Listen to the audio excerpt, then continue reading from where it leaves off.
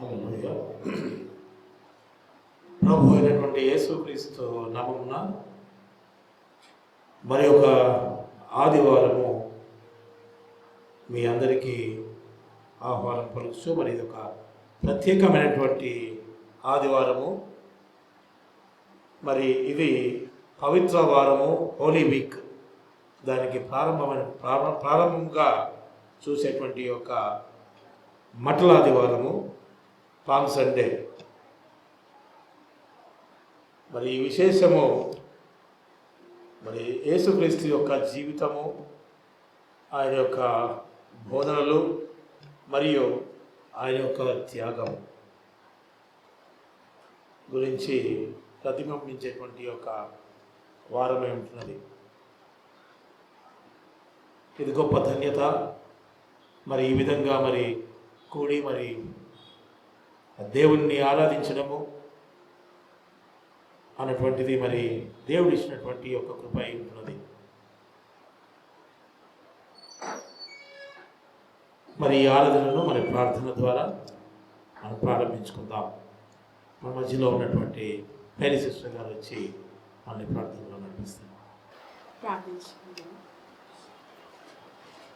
పరిశుద్ధుడు పరిశుద్ధుడు పరిశుద్ధుడని నిత్య పరమతంత్రంతో కూడబడిచిన మా జగత్ రక్షక, మీకు ఘనమైన నామంలోకి వందనాలు, స్తుతులు, స్తోత్రములు ప్రభు. అయ్యా, గడిచిన వారమంతా మమ్మల్ని దీవించి కాపాడిన విధానం వచ్చిన పొందడంలో చెల్లిస్తున్నాము. నేను అయ్యా, గత వారంలో మీరు మాతో ఉండి అయ్యా మరి సంఘ పక్షాన ఉండి ప్రభా మరి ట్రైనింగ్ వల్ల ఆయన తీసుకెళ్ళిన విధానం బట్టి పొందడంలో చెల్లిస్తున్నాము. అయ్యా, మరి ముఖ్యంగా ప్రభా మరి క్రైస్ట్ చర్చిని మీరు దీవించండి ప్రభా.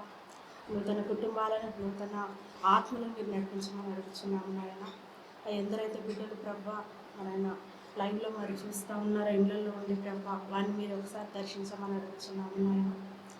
అయ్యా, మరి ఈ యొక్క మంటల ఆదివారం దినం బట్టి పొందడంలో చెల్లిస్తున్నాము. అయ్యా, పనికిరాని వారిని కూడా ప్రభా నాయన నిలబెట్టి వాడుకునే దేవుడు అయ్యా, అన్ని బట్టి పొందడంలో చెల్లిస్తున్నాను. ఎందరి జీవితాలు అయితే ప్రభా మరి పడిపోయిన స్థితిలో ఉన్నారు, మరి ఒక జీవితంలో మరి గమ్యం లేకుండా, గురి లేకుండా ఎందరైతే బిడ్డలు యవనస్తులు ప్రభా మరి ఎదిగి వారి జీవితంలో ఏది కూడా లేకుండా ప్రభా కొరతగా ఏదైతే ఉన్నదో ప్రభా ఈ యొక్క దినంలో మీరు జ్ఞాపకం చేసుకోమని అడుగుతున్నాము నాయన. అయ్యా, వారిని మీరు బ్లెస్ చేయమని అడుగుతున్నాము తండ్రి.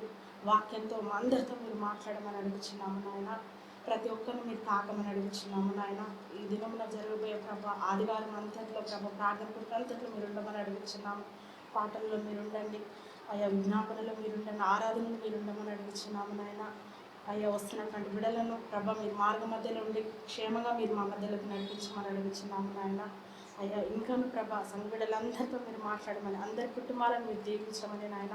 ఎవరైతే బిడ్డలు అనారోగ్యంతో ఉన్నారో ప్రభా వారిని అందరినీ మీరే ముట్టి బాగు చేయమని, ఈ వారమంతా ప్రభా జరగబోయే సంఘ కార్యక్రమాలు అంతట్లో మీరు తోడుగొండి నడిపించమని అడుగుతున్నాము. మరి గుడ్ ఫ్రైడే ఆరాధనలో మీరు ఉండమని, మరి ఈస్టర్ ఆరాధనలో కూడా ప్రభా ఉండమని, ఈ యొక్క ఆరాధన ద్వారా ప్రభా మీరే మహిమ ఘనత ప్రభావం పొందమని యేసు నామం నడి వేడుకొంచున్నాము తండ్రి.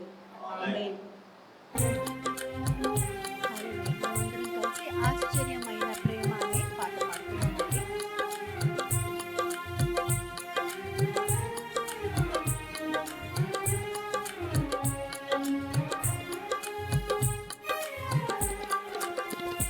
ఆశ్చర్యమైన ప్రేమ,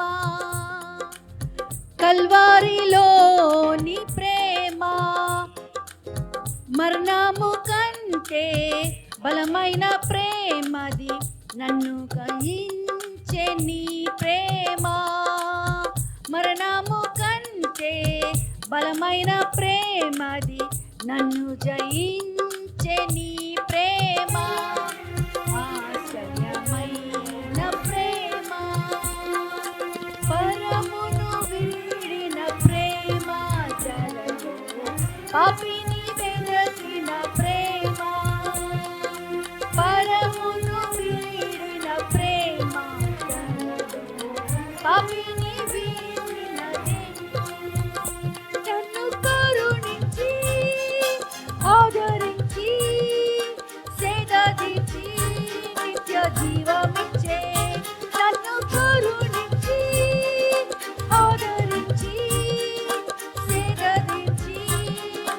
జీవమిచ్చే ఆశ్చర్యమైన ప్రేమ కల్వరిలోని ప్రేమ మరణము కంటే బలమైన ప్రేమది నన్ను జయించే నీ ప్రేమ మరణము కంటే బలమైన ప్రేమది నన్ను జయించే నీ ప్రేమ ఆశ్చర్యమైన ప్రేమ పావన యేసుని ప్రేమ సిలువలో పాపిని మోసిన ప్రేమ పావన యేసుని ప్రేమ సిలువలో పాపిని మోసిన ప్రేమ నాకై మరణించి జీవమిచ్చి జయమిచ్చి తన మహిమనిచ్చే నాకై మరణించి జీవమిచ్చి జయమిచ్చి తన మహిమనిచ్చే ఆశ్చర్యమైన ప్రేమ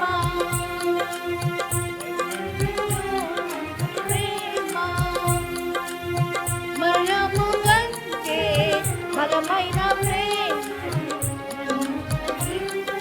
నీ ప్రేమ మరణము కంటే బలమైన ప్రేమ జయించే నీ ప్రేమ ఆశ్చర్యమైన ప్రేమ శ్రమలు సహించిన ప్రేమ నాకై శాపము నోర్చిన ప్రేమ శ్రమలు సహించిన ప్రేమ శాపము నోర్చిన ప్రేమ విడనాడని ప్రేమది ఎన్నడూ ఎడబాయదు విడనాడని ప్రేమది ఎన్నడూ ఎడబాయదు ఆశ్చర్యమైన ప్రేమ కల్వరిలోని ప్రేమ మరణము కంటే బలమైన ప్రేమ నన్ను జయించే నీ ప్రేమ మరణము కంటే బలమైన ప్రేమ నన్ను జయించే నీ ప్రేమ ఆశ్చర్యమైన ప్రేమ నా స్థితి చూచిన ప్రేమ నాపై జాలిని చూపిన ప్రేమ నా స్థితి చూచిన ప్రేమ నాపై జాలిని చూపిన ప్రేమ నాకై పరుగెత్తి కౌగలించి మోసారి కన్నీటిని తుడిచే నాకై పరుగెత్తి కౌగలించి మోసారి కన్నీటిని తుడిచే ఆశ్చర్యమైన ప్రేమ కల్వరిలోని ప్రేమ మరణము కంటే బలమైన ప్రేమ నన్ను జయించే నీ ప్రేమ మరణము కంటే బలమైన ప్రేమ నన్ను జయించే నీ ప్రేమ ఆశ్చర్యమైన ప్రేమ తీసుకొని మాతో పాటు పాడొచ్చు మరి ప్రేమించేదాన్ని అధికముగా అనే పాట అందరం కలిసి పాడుకుందాం మనందరికీ తెలిసిన పాట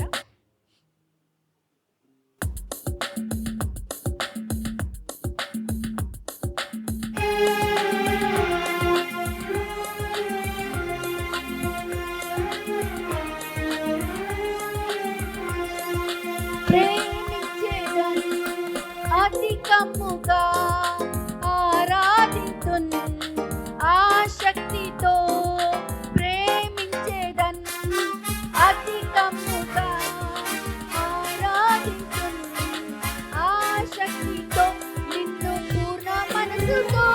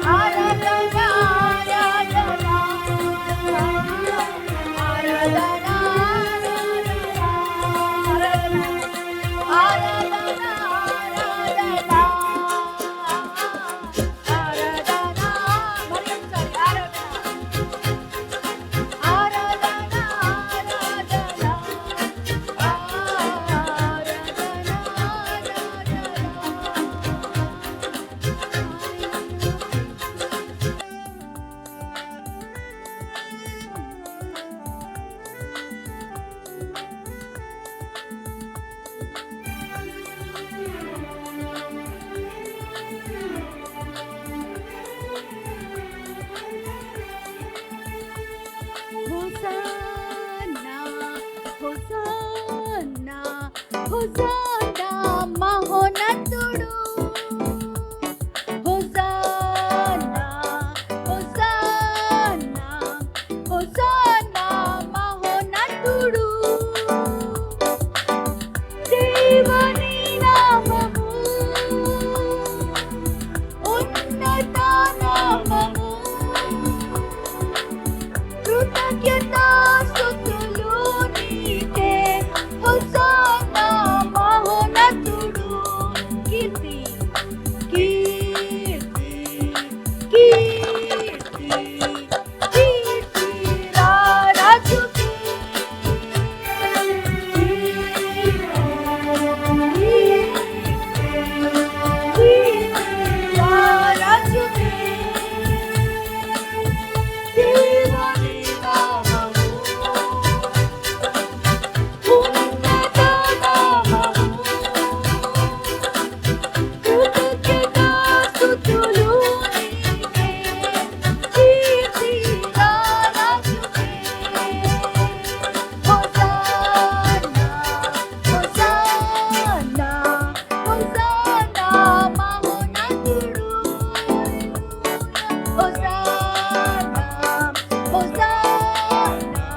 హోసానా మహోన్నతుడు.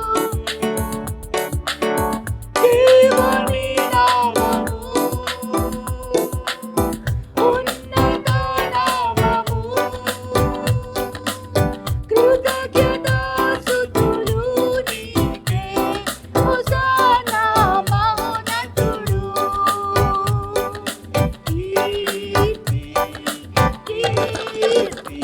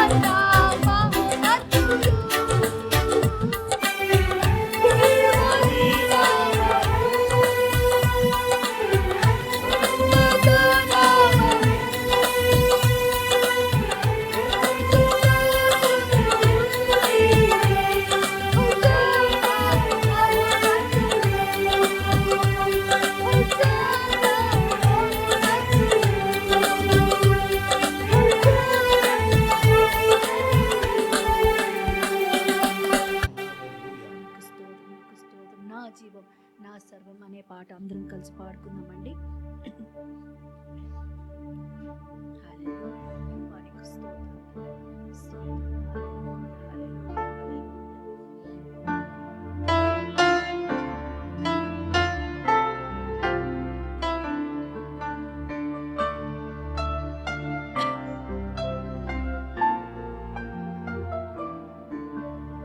నా జీవం నా సర్వం నీవే దేవా. నా జీవం నా సర్వం నీవే దేవా. నా కొరకే బలి అయిన గొర్రె పిల్ల. నా కొరకే రానున్న ఓ మెస్సయ్యా. నా జీవం నా సర్వం నీవే దేవా.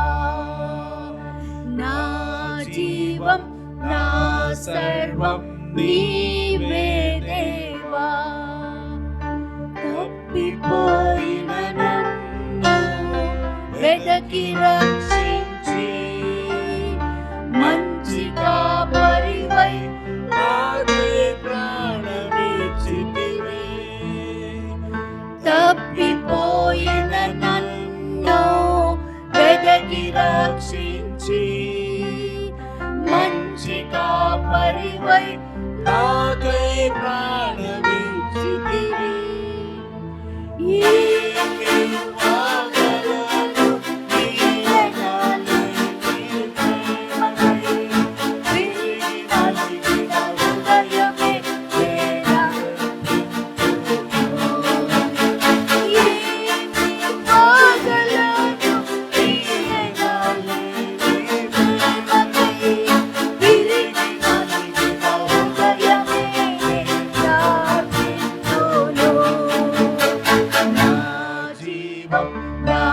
సర్వం నీవే దేవా. నా జీవం నా సర్వం నీవే దేవా. నా కొరకే బలి అయిన గొర్రె పిల్ల. నా కొరకే రానున్న ఓ మెస్సయ్యా. నా కొరకే బలి అయిన, నా కొరకే బలి అయిన గొర్రె పిల్ల. నా కొరకే రానున్న ఓ మెస్సయ్యా. నా జీవం నా సర్వం నీవే దేవా. నా జీవం నా సర్వం నీవే దేవా. నా కొరకే బలి అయిన గొర్రె పిల్ల.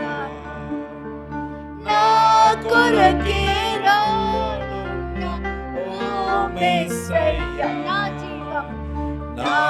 జీవం నా సర్వం నీవే దేవా.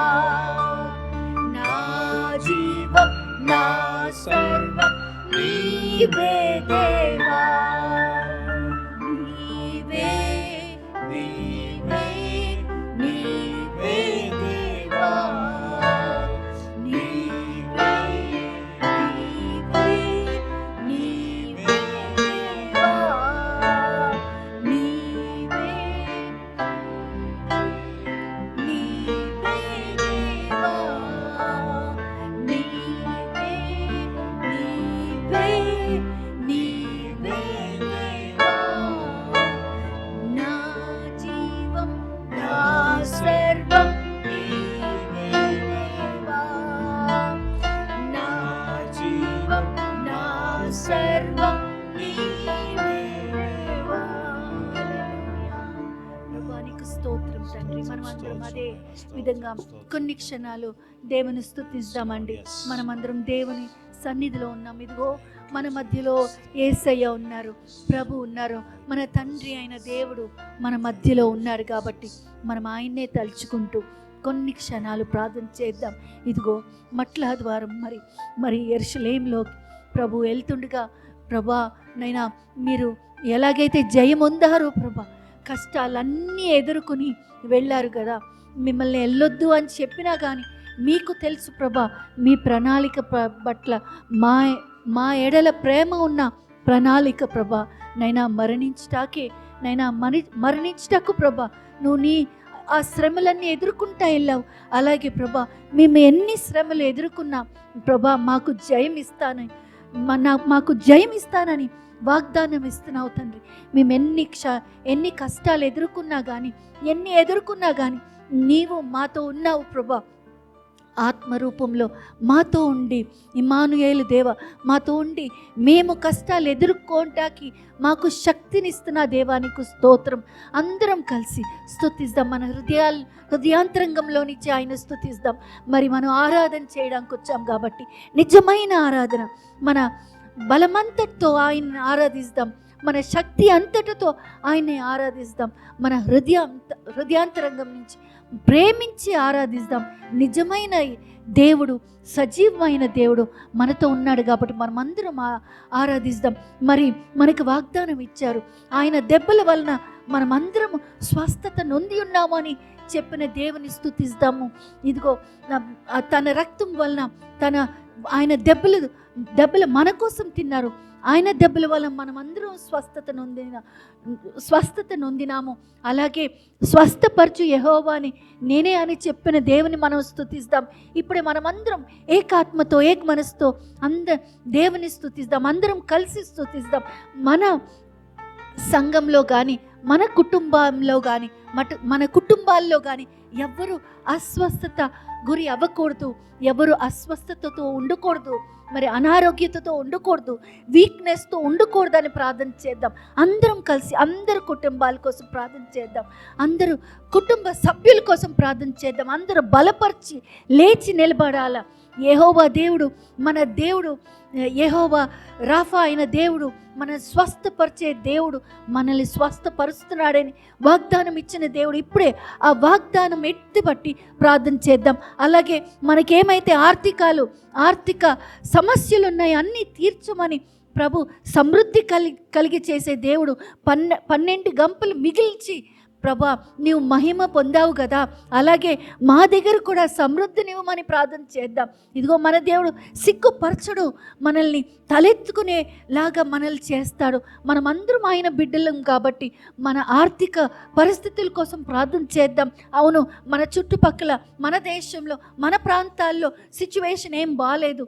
అన్ని ఫైనాన్షియల్ స్టే అన్నీ బ్లాక్డ్ అయిపోయి ఉన్నాయి. కాబట్టి మనమందరం ఫైనాన్షియల్ రిలీజ్ కోసం ప్రార్థన చేద్దాం. ఎవరెవరికైతే ఏ అక్కర్లు ఉన్నా అన్నీ తీర్చే దేవుడు మన గొప్ప దేవుడు కాబట్టి అందరం కలిసి ప్రార్థన చేద్దాం. ఇదిగో ప్రభా, పరలోకపు వాకిలి విప్పు ప్రభా, వాకిలి విప్పి మాకు సమృద్ధిగా ఆర్థికాలు, ఫైనాన్షియల్ ఎయిడ్, హెల్ప్ అందించమని ప్రార్థన చేద్దాము. మనమందరం కలిసి ప్రార్థన చేద్దాం. అలాగే మనం ఆత్మీయంగా అందరం ఎదిగేటట్టు ప్రార్థన చేద్దాం. మన కుటుంబాల్లో అందరు సభ్యులు, ప్రత్యేకంగా మన యవనస్తులు, మన బిడ్డలందరూ మరి స్పిరిచువల్ గ్రోత్, మరి ఆత్మీయంగా వాళ్ళందరూ ఎదిగేటట్టు, వాక్యం చదువుకునేటట్టు, వాక్యం చదివినప్పుడు వారికి మంచిగా అర్థమయ్యేటట్టు మరి ప్రభా పరిశుద్ధాత్మ తండ్రి మీరే మా అందరితో, మా యవనులతో, మా బిడ్డలతో నీ వాక్యం ద్వారా మాట్లాడి బలపరచమని. ఎందుకంటే యేసుక్రీస్తు ప్రభు చెప్పారు కదా, మానవుడు మరి దేవుని నోట నుండి వచ్చే ప్రతి మాట వలన మనం జీవిస్తామని. అలాగే ప్రభా నీవేం మాట్లాడావో, నీవేం మాట్లాడుతున్నావో ప్రతిరోజు ఆ మాటను పట్టుకుని నైనా మేము జీవిస్తాము అని మనము ముందుకు సాగుదాం, ప్రార్థన చేద్దాం. మనమందరం ప్రభా నీకు స్తోత్రం తండ్రి. మరి యొక్క ఆదివారం ప్రభా మమ్మల్ని అందరినీ నీ సన్నిధిలోకి తీసుకొచ్చినందుకు నీకు స్తోత్రం తండ్రి. ప్రభా ఎందరికో లేని నైనా ఈ ఆధిక్యత మాకిచ్చావు తండ్రి. మమ్మల్ని సజీవుల లెక్కలో పెట్టి ప్రభా మమ్మల్ని నీ సన్నిధి తీసుకొచ్చినందుకు నీకు స్తోత్రం ప్రభా. నీకు కృతజ్ఞతాస్తుతులు చెల్లించుకుంటున్నాం తండ్రి. నువ్వు గొప్ప దేవుడు తండ్రి, గొప్ప దేవుడు తండ్రి. అబ్బా తండ్రి అని పిలుచుటకు మాకిచ్చిన నైనా ఈ ఛాన్స్ బట్టి, ఆపర్చునిటీ బట్టి, ఈ ఆధిక్యత బట్టి ప్రభా నైనా నీకు స్తోత్రం ప్రభా. మేము ఎంతగానో సంతోషిస్తున్నాం, ఎంతగానో సమాధానానికి నైనా ఈ నెమ్మదినిచ్చిన ప్రభా నీకు స్తోత్రం. ఇటువంటి సమాధానం ప్రభా మరి ఎక్కడ దొరకదు, ఇటువంటి సంతోషం మరి ఎక్కడ దొరకదు ప్రభా. నీ దగ్గర అన్ని జవాబులు ఉన్నాయి. You are a prayer answering God. Every answer is there with you ప్రభా. మేము నీ సన్నిధికి రావడమే ప్రభా ఆలస్యం, కానీ నువ్వు అన్ని జవాబులు నైనా నీ చేత పట్టుకుని నిలిచి ఉన్నావు తండ్రి. ప్రభా మేము ప్రతిరోజు ప్రభా ఏ సమయమైనా కేటాయించి నీ సన్నిధిలో ఉండే బిడ్డలుగా మమ్మల్ని తీర్చిదిద్దమని ప్రార్థన చేస్తున్నాం తండ్రి. నైనా నీ సన్నిధిలో అలాగూ కూర్చుటకు నైనా మరియలాగా అలా కూర్చుండి నిన్ను చూచి ప్రభా నువ్వేం చెప్తున్నావు అవన్నీ నేర్చుకునే కృపను, భాగ్యం మా అందరికీ ఇమ్మని, ఒక్కొక్కరికి ఇమ్మని, మమ్మల్ని అందరినీ ప్రార్థనా యోధులుగా తయారు చేయమని ప్రభా. నీ వాక్యంలో బలంగా మమ్మల్ని నిలబెట్టమని ప్రార్థన చేస్తున్నాం ప్రభా. ఈ కాలంలో నీ వాక్యం తప్పితే ఇంకా ఏమీ లేదు ప్రభా లోకంలో. మేము చూసి మేము నిరీక్షించటానికి మాకు హోప్ కలిగేది ఏమీ లేదు నీ వాక్యం తప్పితే ప్రభా. అందుకనే ప్రభా నీ వాక్యము బాగుగా మేము తిని ప్రభా దాన్ని జీర్ణించుకోవటానికి, దాన్ని అర్థం చేసుకోవడానికి మాలో సింక్ అవేలాగా ప్రభా మా హృదయాల్లో రాసుకుంటకు, మా ఆత్మలు మా మనస్సులో రాసుకుంటకు, మరి ఏ పరిస్థితిలో ఉన్నా కానీ నీ వాక్యం చెప్పుకుని మేము బలము పొందే కృపను మా అందరికీ దయచేయమని ఆరాధన పొడుగున నీవే మమ్మల్ని నడిపించి ప్రభా మాతో మాట్లాడి బలపరచమని, మరి ఎవరెవరికైతే ఏ అక్కర్లు అయితే ఉన్నాయి యేసు నామమున ప్రభా అవన్నీ తీర్చమని ప్రభా నీ వాక్యంలో రాసి ఉన్నావు తండ్రి. నైనా మా అక్కర్లన్నీ, మాకు కావాల్సినవన్నీ ప్రభా యేసు ప్రభులోనే కలిగి ఉన్నాయి అని ప్రభా ఉన్నాయని నువ్వు చెప్పినావు ప్రభా. మేము నీ దగ్గరకు వచ్చి ప్రభా అవి తీసుకోవడమే ప్రభా. నైనా నీ చిత్త ప్రకారం ప్రభా మా జీవితంలో ఏమేమైతే జరిగిస్తున్నావో అవన్నిటినీ నైనా సకాలంలో మేము పొందుకునేలాగన ప్రభా యేసు క్రీస్తులో మేము అన్ని ఈవుల్ని పొందుకునేలాగన మమ్మల్ని దీవించి పంపించమని యేసు నామమున అడిగి వేడుకుంటున్నాము తండ్రి. ఆమేన్. అదేవిధంగా మనం లేచి నిలబడి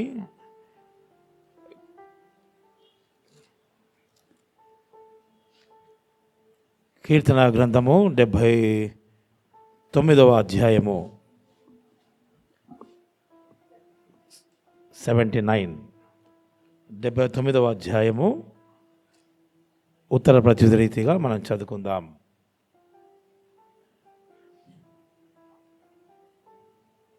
దేవా, అన్యజనులు నీ ప్రార్థనలోనికి చొరబడి ఉన్నారు. వారు నీ పరిశుద్ధాలయమును అపవిత్రపరిచి ఉన్నారు. యెరూషలేమును పాడు దిబ్బలుగా చేసి ఉన్నారు.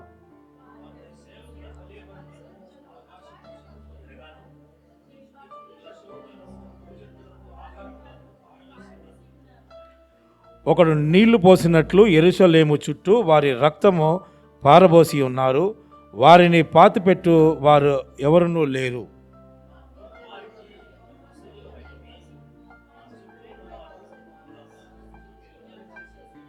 యెహోవా, ఎంతవరకు కోపపడదువో ఎల్లప్పుడూ కోపపడదువా? నీ రోషము అగ్నివలె ఎల్లప్పుడూ మండునా?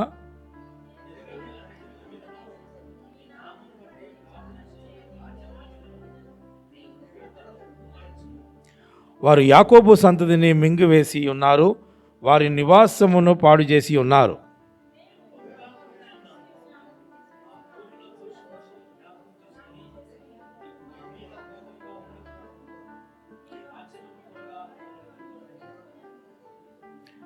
మా రక్షణకర్తవగు దేవా, నీ నామ ప్రభావమును బట్టి మాకు సహాయము చేయుము.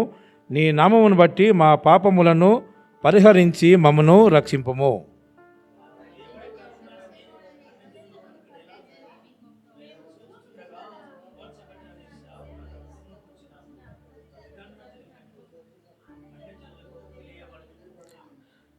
చెరలోనున్న వారి నిట్టూర్పు నీ సన్నిధికి రానిమ్ము. నీ బాహుబలి అతిశయమును చూపుము. చావునకు విధింపబడిన వారిని కాపాడుము.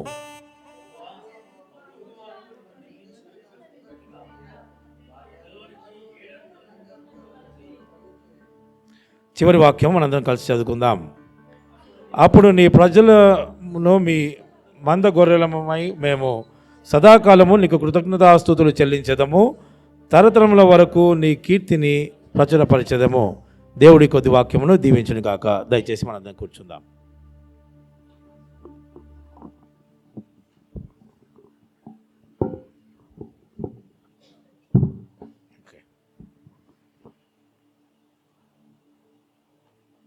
మరి ఒక కీర్తన గ్రంథాన్ని మరి ఒక 10 నిమిషాలు మనం ధ్యానించుకుందాం.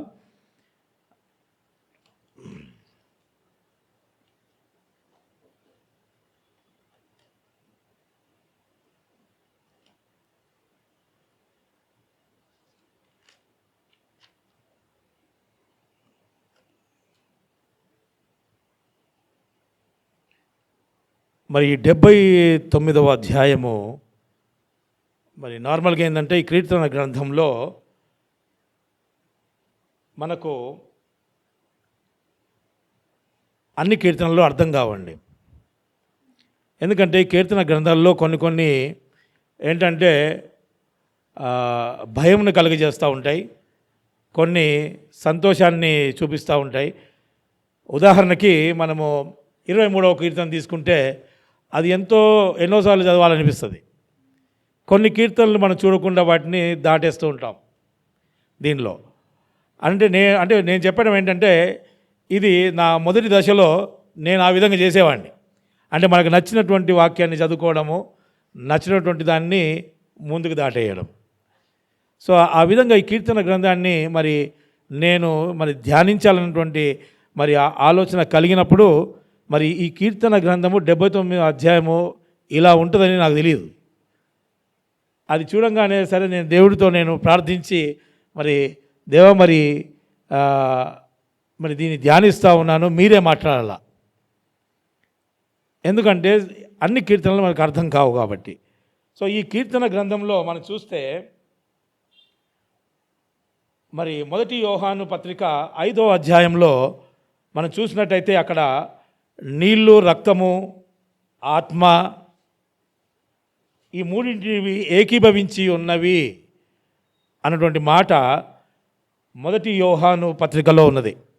మొదటి యోహాను పత్రిక 5వ అధ్యాయం. ఇదేంది నీళ్ళు, రక్తము, ఆత్మ అన్నప్పుడు దానిలో రక్తము యేసుక్రీస్తు ప్రభు యొక్క రక్తమై ఉన్నది. నీళ్ళు అక్కడ చూస్తే అది బాప్తిసమునకు సదృశమై ఉన్నది. ఆత్మ పరిశుద్ధాత్మునికి అది సాదృశ్యంగా ఉన్నది. అంటే ఇది ఒక త్రిత్వమై ఉన్నది. అప్పుడు అనిపించింది, అంటే బేసిక్ ప్రిన్సిపల్ త్రిత్వానికి దేవుడు ఈ విధంగా నీరు, రక్తము, తర్వాత పరిశుద్ధాత్మై ఉన్నటువంటి విషయాన్ని మొదటి యోహాను పత్రిక 5వ అధ్యాయంలో చూస్తాం. మామూలుగా ఈ కీర్తన కీర్తన అధ్యాయంలో కీర్తనకారుడు రాసుకున్నటువంటి విషయాలను చూస్తే కొన్ని విషయాలు కీర్తనకారుని గురించి రాసినటువంటి విషయాలుగా కొన్ని ఉన్నాయి. కొన్ని విషయాలను చూస్తే యేసుక్రీస్తు ప్రభు గురించి ప్రవచన రూపంగా రాసినటువంటి మాటలు కొన్ని ఉన్నాయి. అప్పుడప్పుడు దేవుడు నేనున్నాను అని చెప్పినటువంటి విషయాలను కూడా ఈ కీర్తనలో మనం చూడగలుగుతాం.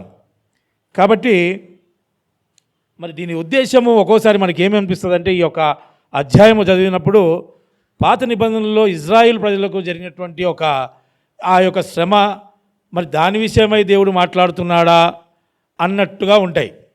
అంటే ఊహకు ఆ విధంగా అనిపించేటువంటి కీర్తనలు ఒక్కోసారి మనకు ఆ విధంగా అర్థమవుతూ ఉంటాయి.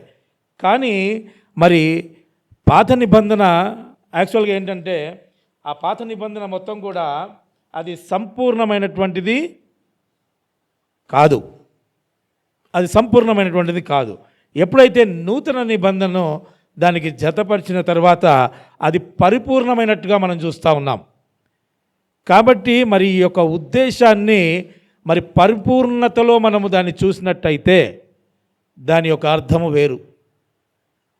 కాబట్టి దీంట్లో మొదటి మాటను చూస్తే, దేవా అన్యజనులు నీ స్వాస్థ్యములోనికి చొరబడి ఉన్నారు, వారు నీ పరిశుద్ధాలయమును అపవిత్రపరిచి ఉన్నారు, యెరూషలేమును పాడుదిబ్బగా చేసి ఉన్నారు. అంటే దీనిలో చూస్తున్నటువంటి మాట ఆయన యొక్క దేవాలయంలోనికి అన్యజనులకు అక్కడ ఎంట్రీ లేదండి. అన్యజనులని స్వాస్థ్యంలోనికి చొరబడి ఉన్నారు అంటే అన్యజనులు ఆయన యొక్క ఆలయములోనికి రావడానికి ఇక్కడ వీలు లేదు. మీ యొక్క పరిశుద్ధాలయమును వాళ్ళు అపవిత్రపరిచి ఉన్నారు, యెరూషలేమును పాడుదిబ్బలుగా చేసి ఉన్నారు. అంటే ఈ ఆలయం విషయంలో చూసుకుంటే పాత నిబంధనలో ఆ యొక్క ఆలయము పాత నిబంధనలో అయితే దేవుడు ఆలయ మందిరంలోకి వచ్చి వెళ్ళేవాడు. ఆయన ఆలయమునకు వచ్చి వెళ్ళేటువంటి సందర్భాలు పాత నిబంధనలో మనం చూస్తాం. దేవుడు అక్కడ చూసినటువంటి సమయంలో ఆయన ఒక ఆలయము అపవిత్రపరుస్తున్నటువంటి సమయాన్ని మనం అక్కడ చూస్తే అనేకులు అక్కడ చేస్తున్నటువంటి వ్యాపారాలను వాటిని అన్నింటిని కూడా దేవుడు మరి కొరడాలతో వారిని వెళ్ళగొట్టినటువంటి సిచ్యువేషన్ని మన పాత నిబంధనలో ఆలయానికి వాళ్ళు ఆ విధంగా ఉండడం కరెక్ట్ కాదని దేవుడు వెళ్ళగొట్టినట్టుగా మనం చూస్తాం అక్కడ. మరి అదేవిధంగా మరి నూతన నిబంధనలో చూస్తే దేవుని యొక్క ఆలయము, మరి ఆ ఆలయము మనమై ఉన్నాం. మన హృదయము ఆయన యొక్క ఆలయముగా మరి కొత్త నిబంధనలో చేర్చబడ్డది. మరి అటువంటి మరి ఆలయములోనికి మరి మరి మనము మరి ఆలయాన్ని మనం ఎంత జాగ్రత్తగా చూసుకోవాలి, ఎలా చూసుకోవాలి అంటే మరి అది అపవిత్రంగా ఉండకుండా మరి పవిత్రంగా ఉంచుకునేటువంటి ప్రయత్నాన్ని మనం చేయాలి. ఆమేన్.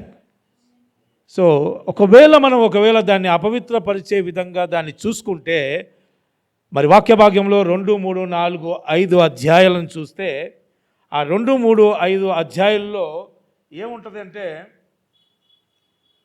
మరి అపవిత్రపరచడం వల్ల అంటే ఆ యొక్క మరి అపవిత్రముతో కూడినటువంటి మనుషులను మనము ఎంట్రీ చేసుకోవడం వల్ల అంటే అలాంటి వారి మధ్యలో అంటే అలాంటి వారంటే అన్యజనులు అన్నప్పుడు యేసుక్రీస్తు ప్రభువును ఎరగనటువంటి వాళ్ళు, యేసుక్రీస్తు ప్రభువులోనికి రానటువంటి వాళ్ళు, అలాంటి వాళ్ళ పట్ల వారిని మన మధ్యలోకి చేర్చుకొని వాళ్ళతో మన యొక్క సహవాసాన్ని మరి ముందుకు తీసుకెళ్తే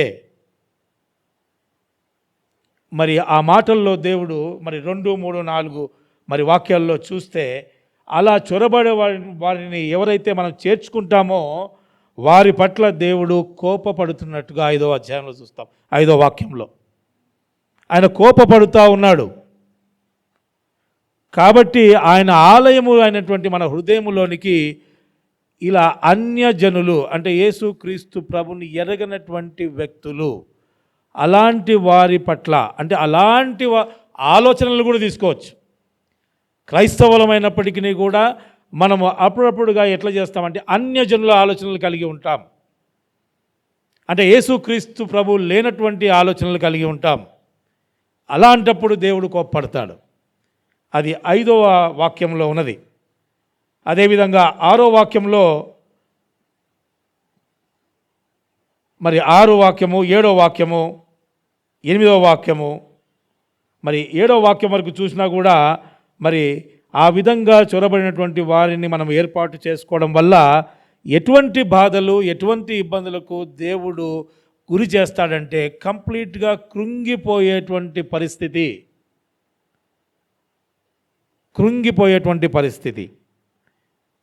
కాబట్టి వాళ్ళను చొరబాటుకు మనము ఎప్పుడైతే వాళ్ళకు మనము ఛాన్స్ ఇస్తామో వాళ్ళు ఏం చేస్తారంటే ఆ యొక్క హృదయాన్ని ఏం చేస్తారంటే పాడు దిబ్బలుగా చేస్తారు. పాడు దిబ్బలుగా చేసి మరి అవమానకరంగా మరి వాళ్ళు మనల్ని అవమానించేటట్టుగా వాళ్ళే బిహేవ్ చేస్తారు.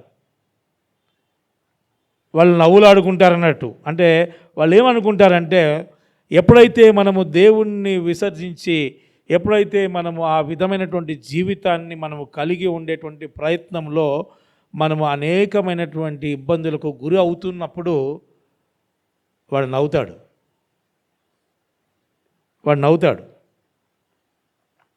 వాడు ఏమని నవ్వుతాడంటే అది 10వ వాక్యంలో చూస్తే నీ దేవుడు ఎక్కడ ఉన్నాడు అని అన్యజనులు పలుకుతారట. అన్యజనులు పలికేటువంటి మాటలు అవి. కాబట్టి నీ దేవుడు ఎక్కడా అని వాడు మనల్ని ఎగతాళి చేస్తాడు.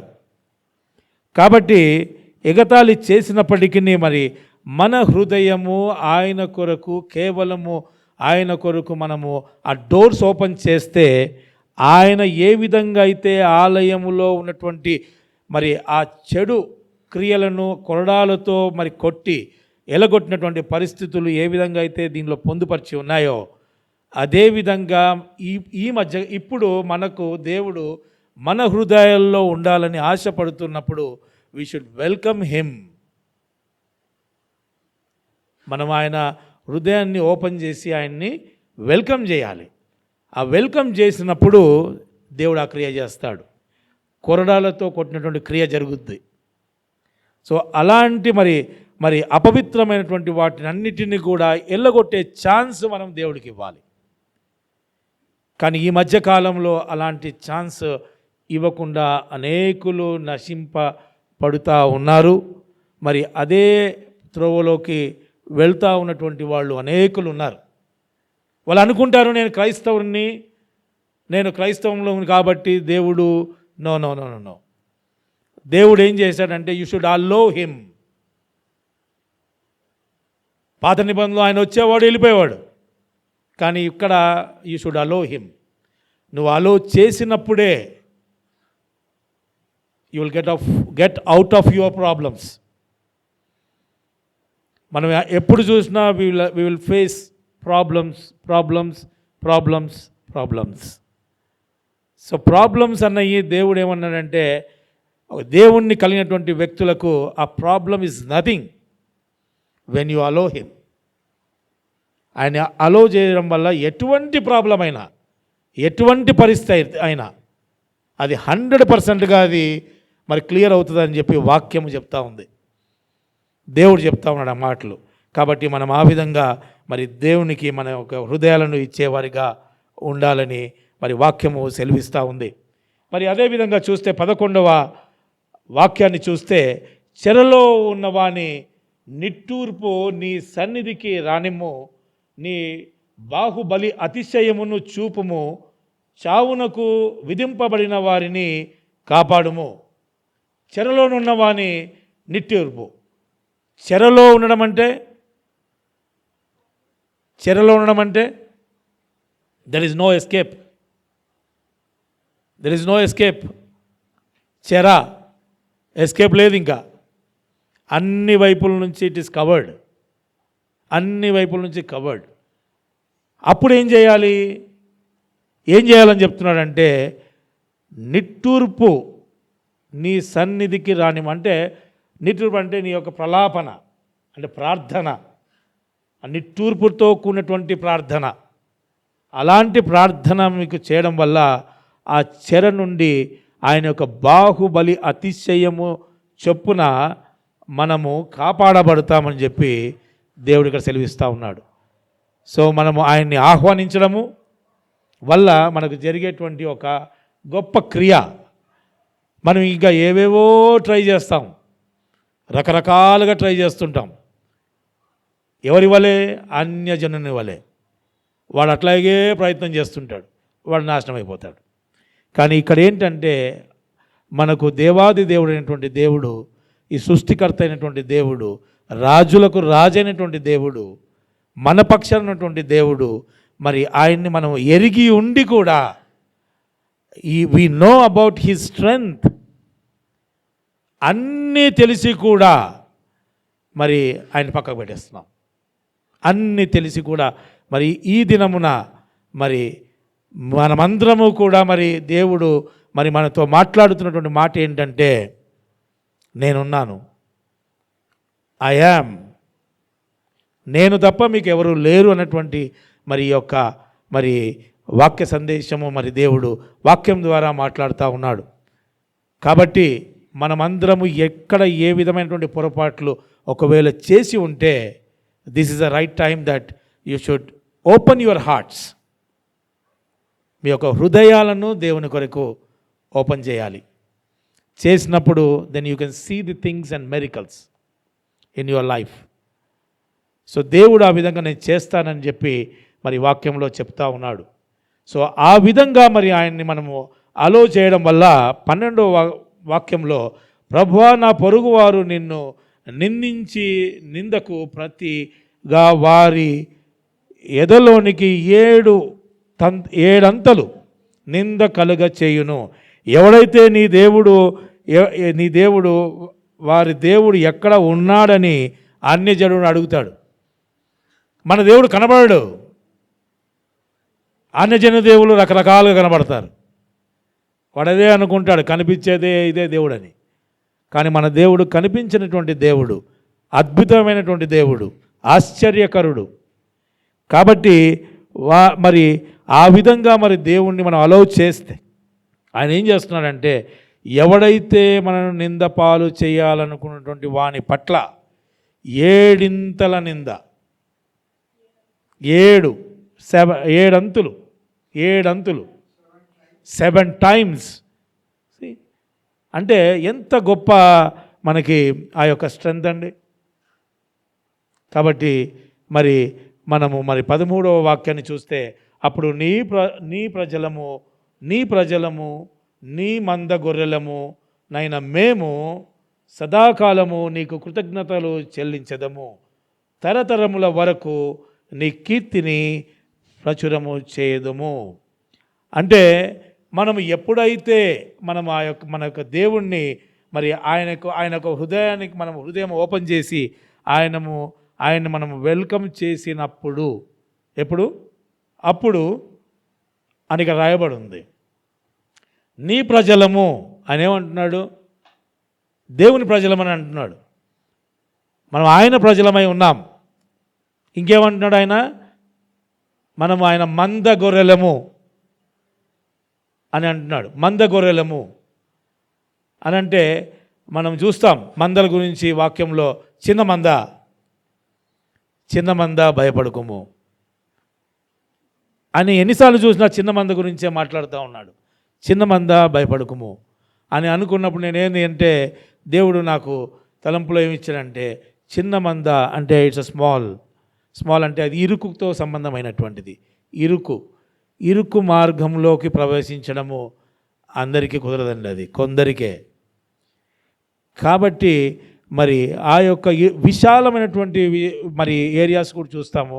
అక్కడ ఏముంటుందంటే ఎక్కువ మంది అల్లర్లు ఇవి మనం చూస్తాం విశాలతలో. కాబట్టి మనం చిన్న మందగా ఉండడమే మంచిది.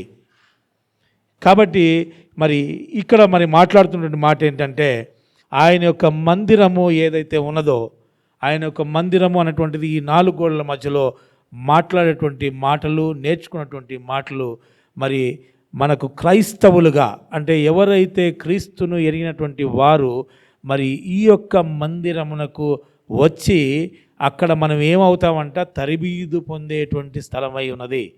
అంటే మామూలుగా ఏంటంటే మరి ఎగ్జాంపులర్గా తీసుకుంటే ఒక స్పెషల్ గ్రూప్ ప్రిపేర్ అవ్వాలి అంటే అక్కడ పెద్ద మంద ఉండదండి. అక్కడ only selected people will come and it's a choice of God. ఇది నా చాయిస్ కాదు. బికాస్ దిస్ బ్యాటిల్ ఇది ఆయన యొక్క బ్యాటిల్. ఇది ఆయన రాజ్యము కొరకు మరి ఆయన ఏర్పాటు చేసుకునేటువంటి ఒక బ్యాటిల్కి సంబంధించినటువంటి ఒక ఇన్ఫెంట్రీ అనొచ్చు. సో దానిలోనికి వచ్చేవాళ్ళు చాలా కొద్దిమంది ఉంటారు. మనం ఏదో చర్చ్ అనగానే 100 మంది 1000 మంది వస్తేనే ఇది చర్చ్ అని కాదండి. ఆయన యొక్క క్రియ జరగాలి. అక్కడ ఏంటంటే ఆయన సన్నిధిలో మరి మనుషులను ప్రిపేర్ అవ్వాలి అనుకుంటే మరి ఒక గొప్ప ఉద్యోగి ఐఏఎస్ ఐపీఎస్ ఉద్యోగాలు ప్రిపేర్ అవ్వాలంటే 1000 మంది ఉండరు. అది ఇట్స్ ఇంపాసిబుల్. కాబట్టి దేవుడు ఏమంటున్నాడంటే ఈ యొక్క సంఘంలో మరి చేర్చబడినటువంటి వాళ్ళందరూ కూడా వచ్చి మరి ఆయన యొక్క మరి క్రియలను జరిగించేటువంటి మరి ఆయన యొక్క మరి పనులను ఏ విధంగా మనము జరిగించాలి, ఏ విధంగా మనం ఎదగాలి, ఏ విధంగా మనము బలపడాలి, ఏ విధంగా మనము ముందుకెళ్ళాలన్నటువంటి విషయాన్ని నేర్చుకోవడానికి మందిరం అన్నది చాలా ఇంపార్టెంట్ విషయమై ఉన్నది. మనం చాలామంది దీన్ని ఈజీగా తీసుకుంటారు. ఎందుకు ఈజీగా తీసుకుంటారంటే వాళ్ళు అపవాదికి ఛాన్స్ ఇస్తారు. అపవాదికి ఛాన్స్ ఇస్తే వాడి శత్రువు. వాడు ఛాన్స్ ఇచ్చామనుకోండి, వాడు ఏం చేస్తాడు? ఫస్ట్ వాడు హృదయాన్ని పాడు చేస్తాడు. నెంబర్ 1, వాడికి ఛాన్స్ ఇస్తే ఫస్ట్ హృదయాన్ని పాడు చేస్తాడు. తర్వాత నెంబర్ 2, వాడి హృదయంలోనికి పాపం ప్రవేశిస్తుంది.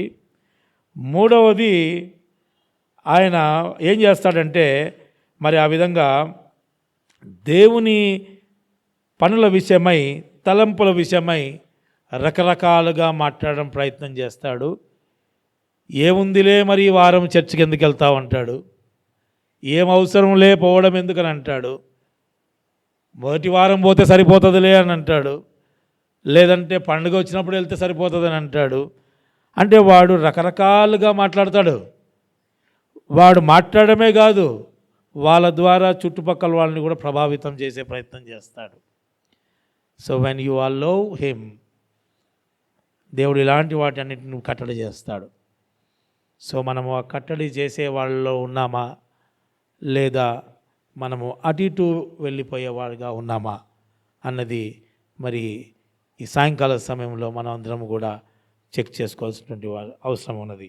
మరి దేవుడు ఈ కొద్ది వాక్యమును దీవించునుగాక. Thank you. ఈ సమయంలో మన మధ్యలో ఉన్నటువంటి ఆనందరావు అంకుల్ గారు వచ్చి మరి వాక్యము కొరకు ప్రార్థనలో నడిపిస్తారు. ప్రవక్తల వలన చెప్పబడినది నెరవేరినట్లు ఇది జరిగాను.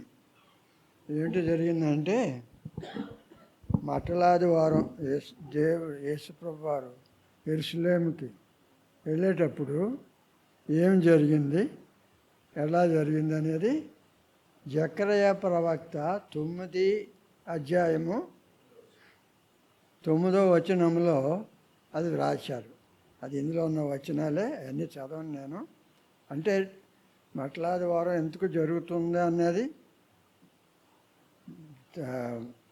జకర్యా గారు ఆ దినాల్లో ప్రవచించారు ఇది జరుగుతుందని.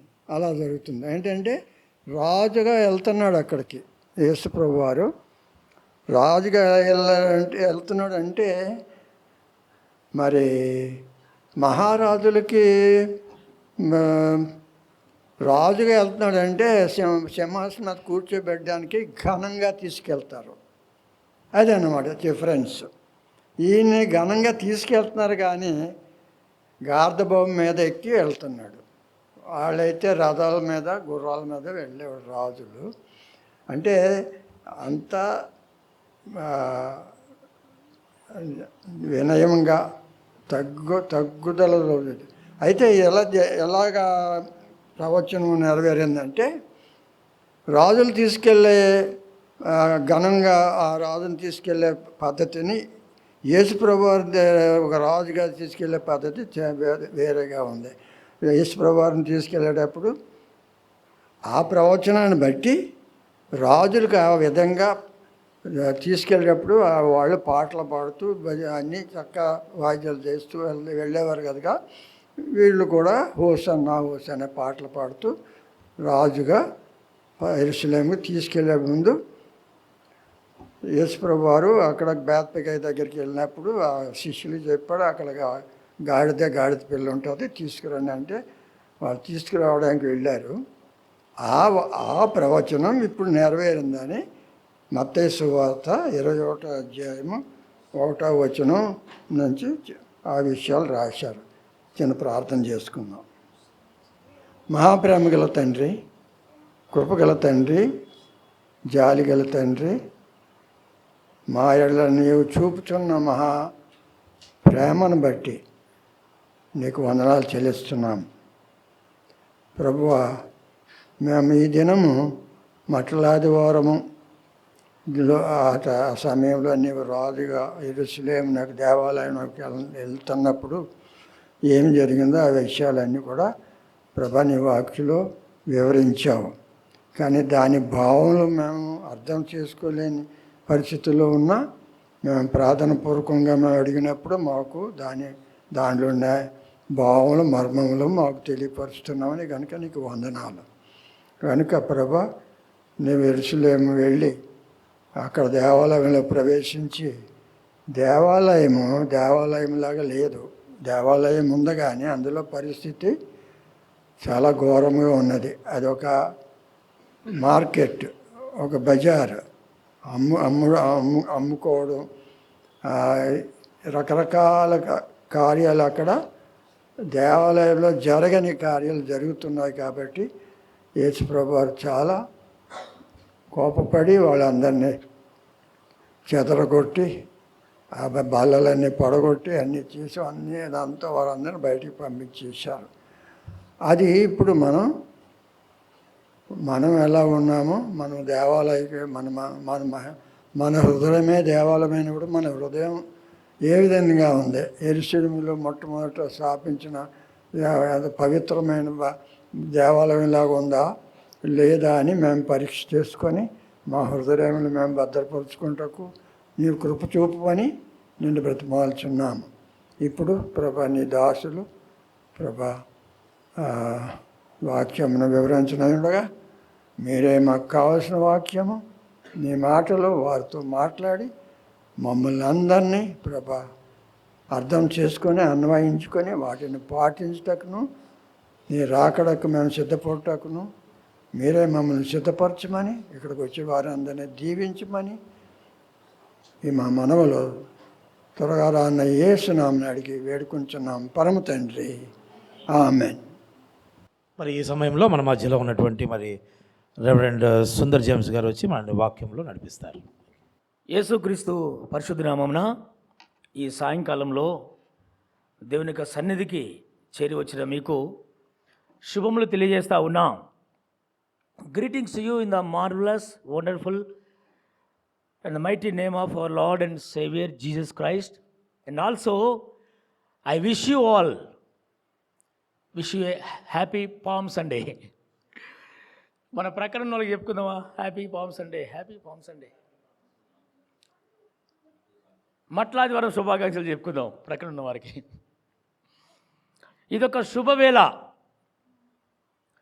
The people those who have been dwelling in the country of Israel చాలా సంవత్సరాల నుండి ఎదురు చూస్తున్న శుభగడియ వాళ్ళకి. శుభగడియ వచ్చింది, రాజు వచ్చాడు, విడుదల సమీపించింది. కానీ నమ్మలేకపోయారు. ఇంకా యెరూషలేము గుడిలో మెస్సయ్య రావయ్యా, మెస్సయ్య రావయ్యా, కాపాడయ్యా అని ప్రార్థనలు చేస్తూనే ఉంటారు. ఈ సందర్భాన్ని పురస్కరించుకొని రాయబడ్డ మాటలు చదువుకుందాం. The gospel according to saint John chapter 12 verses from 12 to 19. ఈ సందర్భాన్ని, సన్నివేశాన్ని, మట్టల ఆదివారాన్ని, పామ్ సండేని పురస్కరించుకొని మన క్రైస్తవ లోకము, క్రైస్తవ ప్రపంచము చదువుకుంటున్న వాక్య భాగం యోహాను సువార్త 12వ అధ్యాయము 12 నుంచి 19 వరకు ఉన్న వాక్య భాగాన్ని నేను చదువుతున్నాను. శ్రద్ధగా ఆలకిద్దాం. మరునాడు ఆ పండుగకు వచ్చిన బహు జన సమూహము యేసు యెరూషలేమునకు వచ్చుచున్నాడని విని ఖర్జూరపు మట్టలు పట్టుకొని ఆయనను ఎదుర్కొనబోయి, జయము, ప్రభు పేరిట వచ్చుచున్న ఇజ్రాయేలు రాజు స్తుతింపబడునుగాక అని కేకలు వేసిరి. 14వ వచనం, సియోను కుమారి భయపడకుము, ఇదిగో నీ రాజు గాడిద పిల్ల మీద ఆసీనుడై వచ్చుచున్నాడు అని వ్రాయబడిన ప్రకారము యేసు ఒక చిన్న గాడిదను కనుగొని దాని మీద కూర్చుండెను.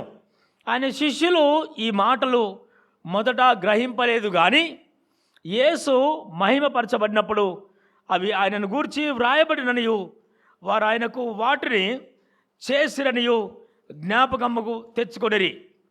ఆయన లాజరును సమాధిలో నుండి పిలిచి మృతుల్లో నుండి అతన్ని లేపినప్పుడు ఆయనతో కూడా ఉండిన జనులు సాక్ష్యమిచ్చిరి. అందుచేత ఆయన ఆ సూచక క్రియ చేసినని జనులు విని ఆయనను ఎదుర్కొనబోయిరి. కావున పరిసయ్యులు ఒకరితో ఒకరు, మన ప్రయత్నములు ఎట్లు నిష్ప్రయోజనమైపోయినవో చూడుడి, ఇదిగో లోకము ఆయన వెంట పోయినదని చెప్పుకొనిరి. Behold the world has gone after himself him. చిన్న మాట ప్రార్థన చేసుకుందాం. ప్రేమగల తండ్రి, మీకు వందనాలు నాయన, స్తోత్రం చెల్లిస్తూ ఉన్నాం. గడిచిన వారమంతా కాపాడి మనకు నూతన ఆదివారంలోనికి ప్రవేశపెట్టి ప్రత్యేకంగా మట్టల ఆదివారముగా, పామ్ సండేగా ఆనాడు యెరూషలేము పట్టణంలో హోసన్నా జయము, జే కేరింతలు కొడుతూ ప్రభువా మిమ్మల్ని ఊరేగించిన సన్నివేశాన్ని జ్ఞాపకం చేసుకునే ఈ ఆదివారంలో ప్రత్యేకంగా నడిపించిన మీ ప్రియ బిడ్డలందరిని బట్టి మీకు స్తోత్రం చెల్లిస్తూ ఉన్నాం. ఇప్పటి వరకు ప్రభువా పాటల ద్వారా మీ నామాన్ని ఘనపరిచాం, కొన్ని హెచ్చరికలు విన్నామయ్యా. ఆ రకంగా వాక్య భాగం కూడా చదువుకున్నాం. ఈ వాక్య భాగం ద్వారా మాతో మాట్లాడమని యేసు నామమున అడిగి వేడుకొంచున్నాము తండ్రి, ఆమేన్. ఈ ఆదివారము మనకందరికీ బాగా తెలిసిన ఆదివారము, మట్టల ఆదివారం అంటాం, పామ్ సండే అంటాం. The people those who were ready to ride, to shout hosanna hosanna hosanna in order to strengthen themselves, వారిని వారు బలపరుచుకొని, వారిని వారు ధైర్యపరచుకొని శత్రు దేశాల నుంచి రక్షింపబడటానికి, కాపాడబడటానికి మాకు రాజు వచ్చాడు, వస్తున్నాడు అని యేసుని ప్రత్యేకంగా యెరూషలేము వీధులలో ఊరేగించిన సంఘటన, సన్నివేశము అంజురపు మట్లు అనుకోవచ్చు, ఖర్జూరపు మట్లు అనుకోవచ్చు. ఆ ప్రాంతంలో, ఒలివ కొండ ప్రాంతంలో, ఇజ్రాయేలు కొండల ప్రాంతంలో ఎక్కువగా మొలిచే, ఎక్కువగా లభించే లీవ్స్ ఈ యొక్క అంజురపు మట్టలు, అంజురపు చెట్లు. ఈ మాటలు వాస్తవానికి యోహాను రాస్తూ 21 అధ్యాయము కలిగిన యోహాను సువార్తలో one of the portion was written in order to praise or in order to know the last days of Jesus Christ on the earth. దీన్ని మనం ప్యాషన్ వీక్ అంటాం. యేసుక్రీస్తు యొక్క చివరి దినములు, చివరి వారము గూర్చిన సన్నివేశము దాదాపుగా సగభాగము యోహాను సువార్తికుడు రాయటం మనం చూస్తూ ఉంటాం. వాస్తవానికి మత్తయి సువార్తికుడు రెండిట్లో 5 వంతులు లేదా 2/5 అనొచ్చు బహుశా. ఈ భాగము మత్తయి సువార్తికుడు ఈయన యొక్క యేసు చివరి దినాలకు వచ్చిన ప్రస్తావన చేస్తే, మార్కు సువార్తుడేమో 3/5 రెట్లు, 5 వంతులు యేసు ప్రభు చివరి దినాలకు వచ్చిన ప్రస్తావన రాస్తే, లూకా ఏమో 1/3 భాగాలు ఈయన చివరి దినాల గురించి ప్రస్తావిస్తే, సాక్షాత్తుగా యోహాను సగానికి సగం అధ్యాయాలే ఆయన చివరి దినములకు వచ్చిన ప్రస్తావన రాయటం మనం చూస్తూ ఉంటాం. పామ్ సండే, ఈ ప్యాషన్ వీక్ నేను గతంలో జ్ఞాపకం చేశాను. ఈ లోకానికి క్యాలెండర్ ఉన్నట్టే, మన భారతీయ ప్రజలకు క్యాలెండర్ ఉన్నట్టే, లేదా ప్రపంచానికి దినములు, మాసములు, ఈ నెలలు లెక్కించడానికి క్యాలెండర్ ఉన్నట్టే, క్రైస్తవ ప్రజలకు కూడా ఒక క్యాలెండర్ని మన బైబిల్ పండితులు ముద్రించడం జరిగింది. ఆ క్యాలెండర్లో విభాగాలే క్రిస్మస్ లేదా అడ్వెంట్, న్యూ ఇయర్ లేదా హోలీ వీక్, ఇంకోటేమో గుడ్ ఫ్రైడే, ఈస్టర్. దానికి ముందు కొన్ని ఉపభాగాలు ఉన్నాయి, చిన్న చిన్న పండగలు ఉన్నాయి. కానీ ప్రధానంగా ఒక 5 పండగలుగా ఈ బైబిల్ పండితులు క్రైస్తవ లోకానికి పరిచయం చేశారు. We call that a Christian calendar. 4 weeks before the Christmas celebration, the festival of Christmas was known as Advent, whereas 6 weeks before the celebration of Easter was known as Lent. ఈ 4 వారాలకి ముందు, Christmas పండుగకి ముందు సిద్ధపాటుగా 4 వారాలు ఎలాగున్నాయో advent అని ఎలా పిలిచామో, Easter పండుగకి ముందు 6 వారాల దినములని లెంట్గా బైబిల్ పండితులు పరిగణించారు. బైబిల్ పండితులేం కాదు, వాస్తవానికి 375వ సంవత్సరము 80 ఈ మధ్య భాగంలో నైసియా పట్టణంలో ఒక మహాసభ జరిగింది. ఆ మహాసభలో యేసయ్య పునరుత్తర దినానికి ముందు 40 దినములు ఉపవాసం ఉండాలి అని ఒక చట్టసభ చేశారు. దాని తర్వాత పోప్ గ్రెగరీ ద గ్రేట్ 600 ADలో అది ఖచ్చితంగా ప్రపంచమంతా అనుసరించాలని ఒక శాసనం చేశారు. అప్పటి నుంచి ఇప్పటి వరకు ఈస్టర్ పండుగకి ముందు ఈ 40 దినాల ఉపవాసము ఆనవాయితీగా వస్తూ ఉంది. ఇప్పుడే ఉపవాసం ఉండాలా అంటే లేదు, కానీ ఎప్పుడు సమయం దొరికితే సంవత్సరంలో ఎప్పుడైనా ఉపవాసం ఉండొచ్చు. కానీ ఇవి క్రైస్తవ లోకానికి ప్రత్యేకమైన దినములు, అని లెంటన్ డేస్గా మనం పరిగణించుకోవడం జరిగింది. ఈ లెంట్ డేస్లో చివరి వారము హోలీ వీక్గా దీన్ని పిలవడం జరిగింది. దీన్నే ప్యాషన్ వీక్ అని అంటారు. వాస్తవానికి ఈ ప్యాషన్ వీక్లో Passion Week begins with the celebration of Palm Sunday. మట్టల ఆదివారంతో ఈ ప్యాషన్ వీక్ ప్రారంభమవుతుంది. ఇందులో 3 ప్రధానమైన ఘట్టాలు ఉంటాయి: Palm Sunday, Good Friday, Easter. గుడ్ ఫ్రైడేకి ముందు ఇంకొక థర్స్డేని మాండీ థర్స్డేగా మనం పిలుస్తాం. Holy Monday, Holy Tuesday, Holy Wednesday, Holy Friday, Holy Saturday, then Holy Sunday. ఈ ప్యాషన్ వీక్లో చివరి దశలో, చివరి దినాలలో యేసు ప్రభు భూమి మీద ఉన్నప్పుడు యోహాను సువార్తికుడు 12వ అధ్యాయము ఈ 12 వచనాల్లో, when the entire city of Jerusalem was full of people, those who are celebrating the festival of passover. ఈ పస్కా పండుగ దినములలో యెరూషలేం పట్టణం అంతా కూడా జన సమూహం చేత నింపబడ్డప్పుడు, నేను గతంలో జ్ఞాపకం చేశాను, ఈ పస్కా పండుగ వాస్తవానికి యూదులందరూ కూడా సంతోషంగా జరిపించుకునే పండుగ. There are 3 major important festivals are there during the tradition of Jewish people. యూదా సమాజానికి ఒక 3 ప్రత్యేకమైన పండుగలు ఉన్నాయి.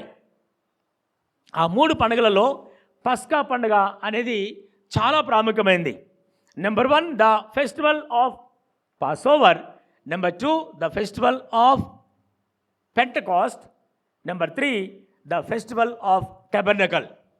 పూరీము అని అంటారు. వాస్తవానికి యూదులందరినీ కూడా ఎస్తేరు ప్రార్థన ద్వారా ప్రయాసపడి కాపాడిన దినాన్ని ఒక పండగలాగా చేసుకుంటారు.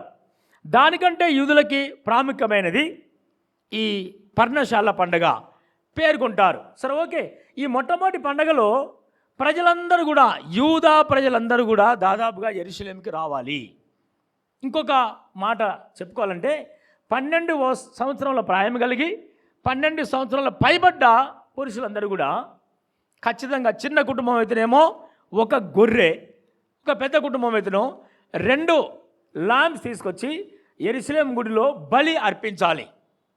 దాని ద్వారా it was a feast of 7 days, 7 రోజుల పండగ, చాలా సంబరంగా జరిపించుకునే పండగ.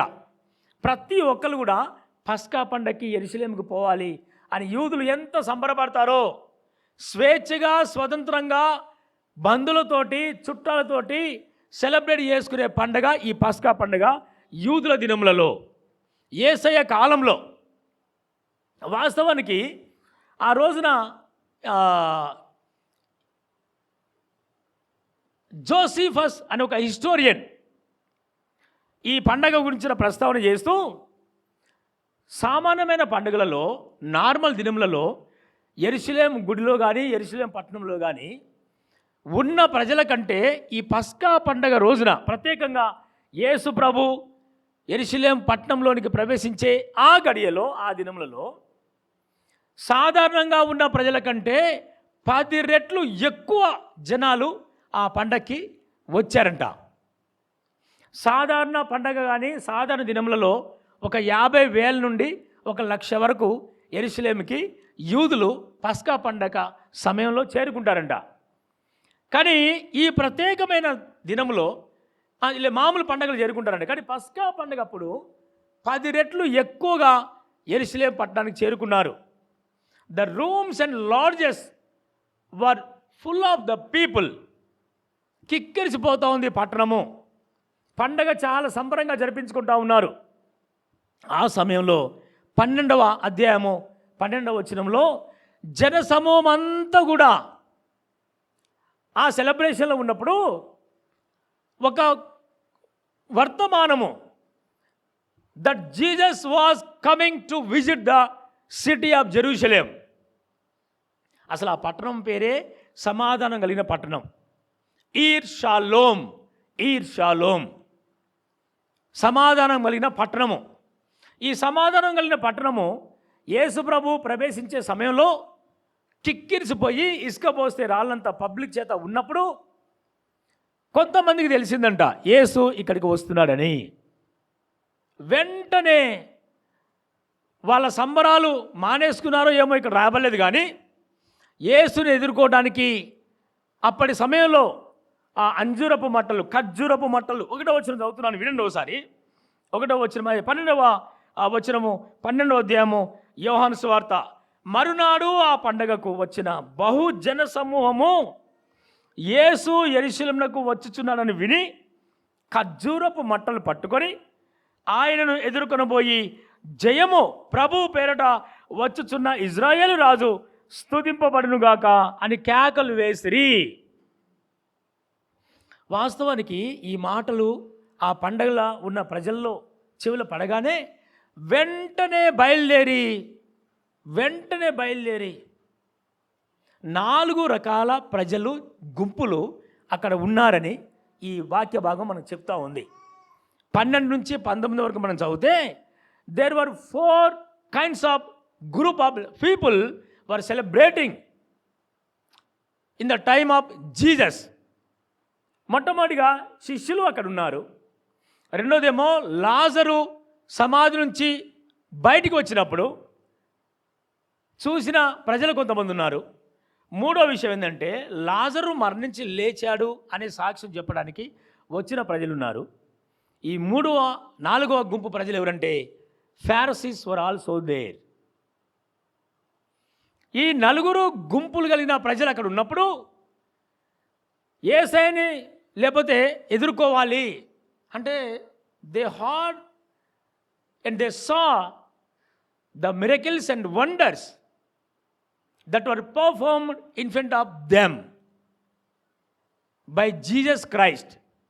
యేసుక్రీస్తు ద్వారా వాళ్ళ ముందు జరిగిన అద్భుతాలు, మహత్కార్యాలు, సూచక్రియలు అన్నీ చూసిన వారు ఉన్నారు. అందుకని పరిగెత్తుకొని వచ్చారు.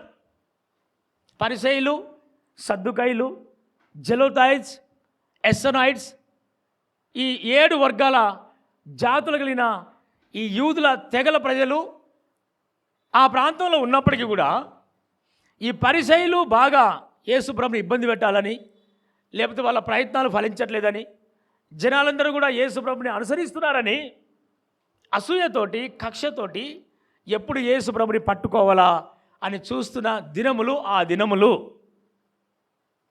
వాస్తవానికి వీళ్ళేమో సంబరంగా ఈ మట్టలు పట్టుకొని జేజేలు కొడుతూ మాకు విడుదల సమీపించింది, ఆ క్రింది వచ్చిన అల్లో హోజన్నా హోజన్నా హోజన్నా. దాని అర్థం మనకందరికి బాగా తెలుసు.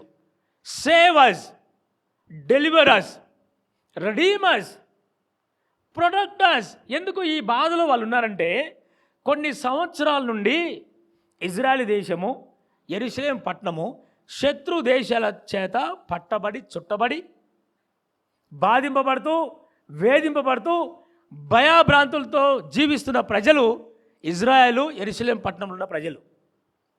ఎప్పటి నుండో వీళ్ళు వెయిట్ చేస్తూ ఉన్నారు మెస్సియా కోసము, ఒక రాజు కోసము. వీళ్ళు మాకు విడుదల రాబోతుంది, సమీపించబోతుంది, మా కొరకు యుద్ధం పోయేవాడు వస్తున్నాడు. ఎప్పటి నుంచో వీళ్ళు కోరుకుంటున్నారండి సమాధానం కావాలని, శాంతి కావాలని, నెమ్మది కావాలని. ఈ శత్రు పైన చూస్తేనేమో సిరియనులు, ఇటు తూర్పు వైపు చూస్తేనేమో మోయాబైట్స్, ఈ కిందికి వస్తేనేమో ఐగిప్తు, ఇటు లెఫ్ట్కి చూస్తేనేమో ఫిలిస్తీన్లు, అమ్మోనీయులు, మోయాబీలు, శత్రు సైన్యము, బబులోనీయులు. ఎప్పటి నుంచో బాధ, వేదన. అలా అట్టుడికిపోతున్న ఈ యూదులకి ఇగో ఈరోజు మాకు రక్షణ రాబోతుంది, రాజు రాబోతున్నాడు. One who is going to fight our fights before us. మా కోసం మా ముందు నిలబడి యుద్ధం చేయబోయేవాడు వస్తున్నాడు. మాకు విడుదల రాబోతూ ఉంది, సమీపించబోతూ ఉంది. ఎంత ఆనంద సంబరాలతో యేసు ప్రభుని ఊరేగించడానికి, ఎదుర్కోవడానికి ఈ సన్నివేశం జరిగించబడ్డదో మనకందరికీ బాగా తెలుసు. మార్క్సు వార్త 11వ అధ్యాయంలో ఇంకా చాలా వివరణగా ఈ విషయాలు చెప్పబట్టం మనం చూస్తాం.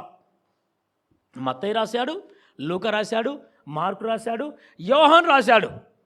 ఈ 20 వాస్తవానికి 4 సువార్తలలో there are 89 chapters are there. Out of 89 chapters, 85 chapters cover the life, the last days of Jesus Christ on the earth. 85 అధ్యాయాలు యేసుప్రభు భూలోకంలో జీవించిన విషయాలు చెప్తే అందులో 29 అధ్యాయాలు, ఈ 89 అధ్యాయాలు 4 సువార్తల్లో ఉన్న చాప్టర్స్ అనుకోవచ్చు మనం కౌంట్ చేస్తే. ఈ 29 అధ్యాయాలు కూడా ఈ చివరి దినములకు వచ్చిన ప్రస్తావనే మనం చూస్తాము.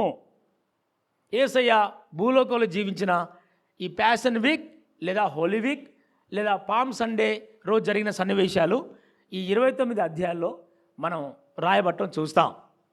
అంటే ఎందుకు ఇంత ప్రత్యేకంగా రాయబడ్డాయంటే యూదులకి రక్షణ, విడుదల, భద్రత, కాపుదల. ఒక రాజు రాబోతున్నాడు, మాకు విడుదల వచ్చింది, ఇక ఆ దేశం కానీ ఈ దేశం కానీ పారిపోయే పరిస్థితులు మాకు ఉండవు అని వీళ్ళందరూ చాలా సంతోషంగా ఉంటే, this king was riding on wear, దేని మీద వస్తున్నాడండి? యుద్ధాలు చేసేవారి చేతిలో ఏముండాలి? రక్షించేవాడి చేతిలో ఏముండాలి?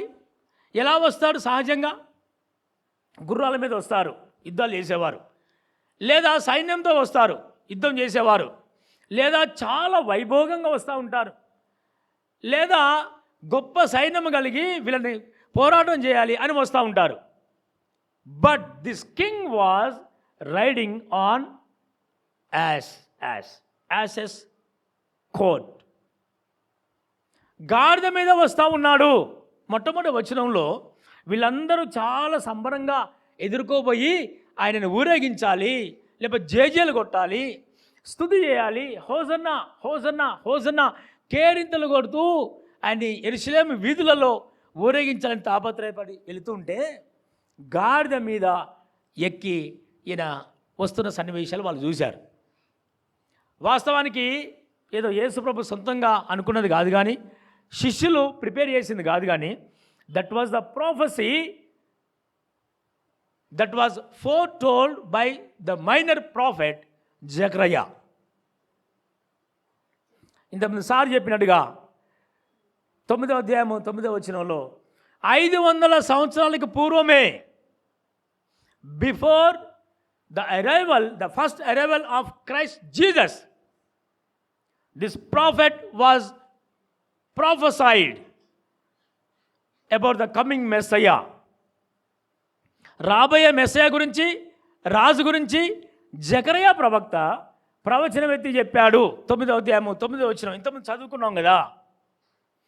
ఈ రకంగా వచ్చే రాజు ప్రజలు ఎలా కాపాడుతాడు అనే ప్రశ్న పరిసయ్యులలో, ఈ మిగిలిన తెగలలో ఉంటే, ఈ 4 లేదా 3 గుంపుల వాళ్ళు చాలా సంబరంగా మాకు విడుదల సమీపించింది. గాడిద మీద వచ్చే రాజు ఎలా కాపాడతాడండి? వాస్తవానికి యెరూషలేము గందరగోళంగా ఉంది, యెరూషలేము భయానక పరిస్థితుల్లో ఉంది. ఇజ్రాయెల్ దేశము చాలా ప్రాణాలు గుప్పిట్లో పెట్టుకొని జీవిస్తున్న రోజులు. అషూరు చెర, బబులోను చెర, ఫిలిస్తీన్లతోటి బాధ, ఈ జాగ విషయంలో, భూభాగం విషయంలో కొట్లాట్లు, అల్లర్లు, ఎంతో ఇటు వాళ్ళు వచ్చి వీళ్ళని యుద్ధం చేస్తేనేమో ఇటు ఉరుకుతున్నారు, తూర్పు దేశం నుంచి యుద్ధం వస్తేనేమో పడమరకు ఉరుకుతున్నారు, ఉత్తరం నుంచి శత్రు దేశాలు యుద్ధం చేస్తేనేమో దక్షిణానికి వస్తున్నారు, దక్షిణం నుంచి శత్రు దేశాలు యుద్ధం చేస్తేనేమో ఉత్తరానికి వెళ్ళిపోతున్నారు. చాలా భయానకమైన పరిస్థితులు, కాపాడేవారు లేరు, ప్రాణాలు గుప్పిట్లో పెట్టుకొని జీవిస్తున్న దుర్దినములలో యూదులు జీవిస్తూ ఉన్నారు. ఆ సమయంలో వీళ్ళకి సమాధానం కావాలి. గాడిద, donkey, he was riding on the donkey. గాడిద పిల్లని ఎక్కి ఈ రాజు వస్తుంటూ మనం చూస్తూ ఉంటాం. అప్పటి పామ్ సండేలో, అప్పటి మట్ల ఆదివారంలో చాలా సంబరంగా జరిపించుకొని విడుదల మాకు సమీపించింది అని దృఢమైన నిశ్చయంతో వాళ్ళందరూ యేసుప్రభుని చేరుకోవడం జరిగింది. వాస్తవానికి గాడిద ఆఫ్రికా దేశంలోని అడవులలో ఎప్పుడో క్రీస్తు పూర్వము 3000 సంవత్సరాల్లో పుట్టి పెరిగి పెంచబడుతున్న గాడిదలు. గుర్రాలు కూడా సేమ్ అదే సంవత్సరంలో అదే జాతి వర్గం నుంచి అదే సారూప్యంలో లేకపోతే సమయంలో పుట్టి పెంచబడుతున్న అవి జంతువులు. వీటిని వస్తువులు లేకపోతే సామాను మోయటానికి ఎక్కువగా గూడ్స్ క్యారియర్కి ఉపయోగించేవారు. ఈ రోజులలో కొంతమంది ఆయుర్వేద మందులలో కూడా ఈ గాడిద ద్వారా వచ్చే పాలని ఉపయోగిస్తూ ఉన్నారు. చిన్నపిల్లలకి ఒకవేళ జలుబు రాకుండా, జ్వరం రాకుండా, లేదంటే బలహీనత రాకుండా కొంతమంది ఆయుర్వేదం ద్వారా లేదంటే నేరుగా ఈ గాడిద పాలను తాగించడం ద్వారా పిల్లలు ఒక 5-6 ఏళ్ళ వరకు బలపరచబడి జీవితంలో ఎటువంటి బలహీనత రాకుండా ఉండటం కోసము గాడిద పాలను వాడేవారు. That was the animal of piece. Animal of piece వాస్తవానికి ఒక సమాధాన జంతువుగా అది వాడబడి యేసయ్య కాలంలో శాంతిని ఆ యెరూషలేము పట్టణానికి ఇచ్చే ఒక సాదృశ్యంగా చూపబడి వాడబడ్డ జంతువు గాడిద. దాన్ని వాస్తవానికి లెక్క చేయరు, ఎన్నిక లేని జంతువు. మన ఇంట్లో ఎవరైనా మాట వినకపోయినా, చదువులో మార్కులు తక్కువ వచ్చినా, కాలేజీకి డుమ్మా కొట్టినా, ఉద్యోగం చేయకపోయినా మొట్టమొదటిగా ఏ పదంతో వాళ్ళని తిడతామండి? మొట్టమొదటిగా వచ్చే మాట అది. వ్యక్తులని ఒకవేళ హెచ్చరికలు చేయాలన్నా, లేదా ఎంత లేపినా పడకల నుంచి లేవకపోయినా, ఎంత చెప్పినా హోంవర్క్ చేయకపోయినా, ఎంత బ్రతిమలాడినా డ్యూటీకి వెళ్ళకపోయినా, ఇటువంటి సందర్భంలో కుటుంబం కానీ, పిల్లలు కానీ, ఫ్రెండ్స్ కానీ, లేకపోతే సమాజం కానీ ఉంటే మొట్టమొదటిగా ఉపయోగించే పదమే అది. తక్కువగా ఎంచబడే జంతువు, కొంచెం అణిచివేయబడే జంతువు, వస్తు సామాగ్రిని లేకపోతే ఆ రోజులలో ఈ హౌస్ షిఫ్టింగ్ చేయడానికి ఎక్కువగా గాడిదలను వాడేవారు. అంటే ఎన్నిక లేని జంతువు, ప్రజల చేత అణిచివేయబడ్డ జంతువు, లేకపోతే విలువలేనిదిగా పరిగణించబడ్డ జంతువు, లేదా ఒక సోమరి వారికి, లేదా పని చేయని వారు, లేకపోతే చదువులో రాణించిన వారికి ఈ జంతువు పేరుతో పిలువబడే ఈ పేరుతో మనం ఎక్కువ పిలుస్తూ ఉంటాం. అది ఎవరు ఇష్టపడని పేరండి. బాధ కలిగించే పేరు, నొప్పించే పేరు. అయినా కూడా యేసు ప్రభు ఒక గుర్రాన్ని ఏర్పాటు చేసుకోలేదు కానీ, పెద్ద వాహనాలు ఏర్పాటు చేసుకోలేదు కానీ, జంతువులు ఏర్పాటు చేసుకోలేదు కానీ, God chose the animal of peace in order to enter into the city of Jerusalem, to save that city, to guide, to protect, to deliver, to redeem that city of Jerusalem.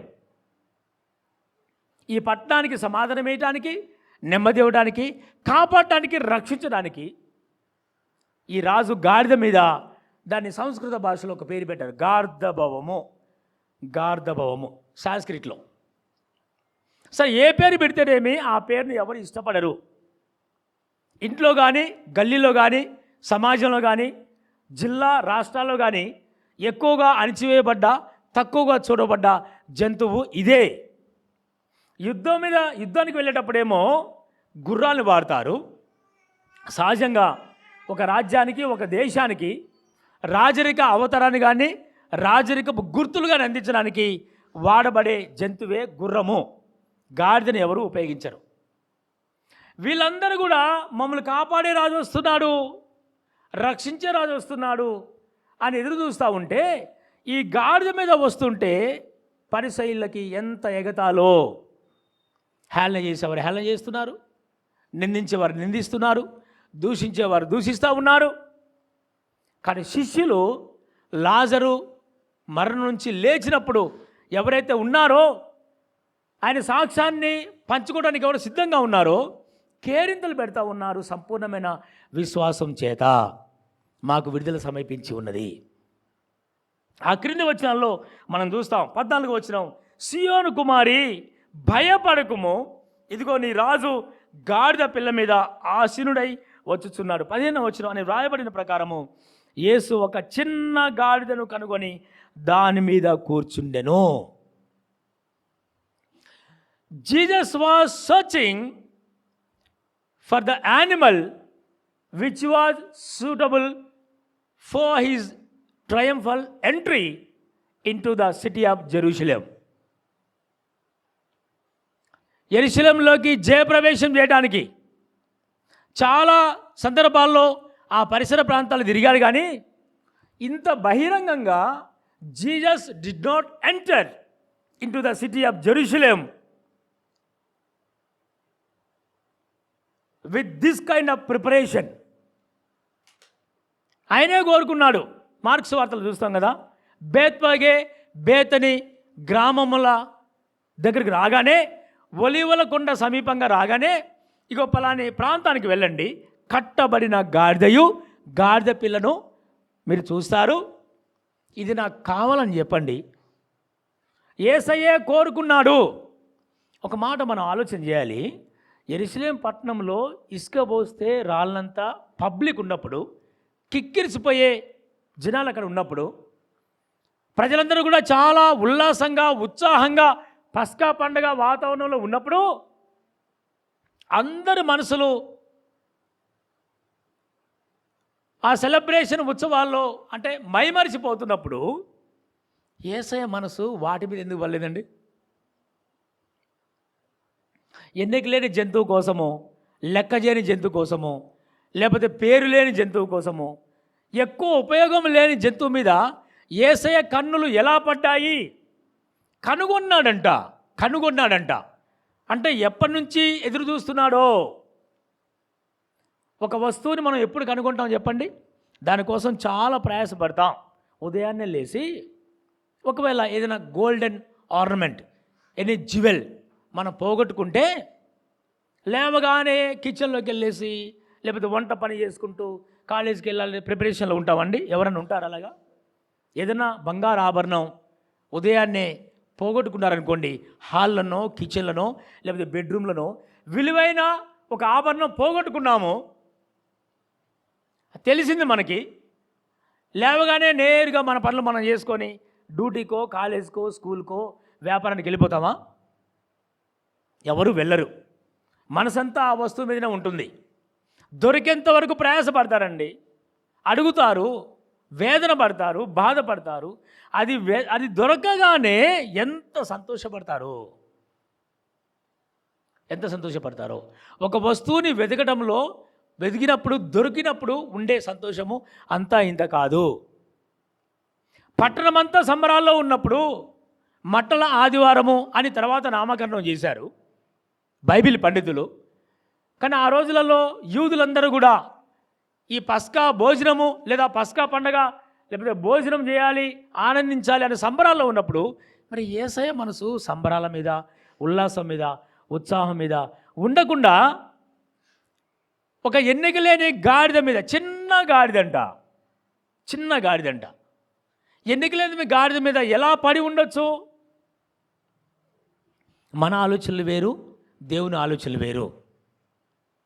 ఆయన ఉద్దేశము సమాధానం ఇవ్వాలి, నెమ్మది ఇవ్వాలి పట్టణానికి. చాలా సంవత్సరాల నుంచి 3.5 సంవత్సరాలుగా యేసు ప్రభు ఆ ప్రాంతంలో తిరుగుతున్నాడు, కానీ బహిరంగంగా ఎప్పుడు ప్రవేశము సిటీలోకి ఎప్పుడు ఎంటర్ కాలేదు. ఎందుకు ఈ తీర్మానం చేసుకున్నాడంటే, వాస్తవానికి ఇంకొక మాట జ్ఞాపకం చేసుకోవాలి. ఇక్కడ అందరూ చాలా ఉత్సాహంగా ఉన్నప్పుడు ఆయన యెరూషలేం పట్టణాన్ని సమీపించినప్పుడు లూకాసు వార్తలో, మత్తలు కూడా ఆ విషయం మనం చూస్తాం. Jesus wept after having a look at the city of Jerusalem. యెరూషలేముని చూసినప్పుడు ఆయన ఏడ్చాడంట. భవిష్యత్తు ఏంటో తెలిసినకి,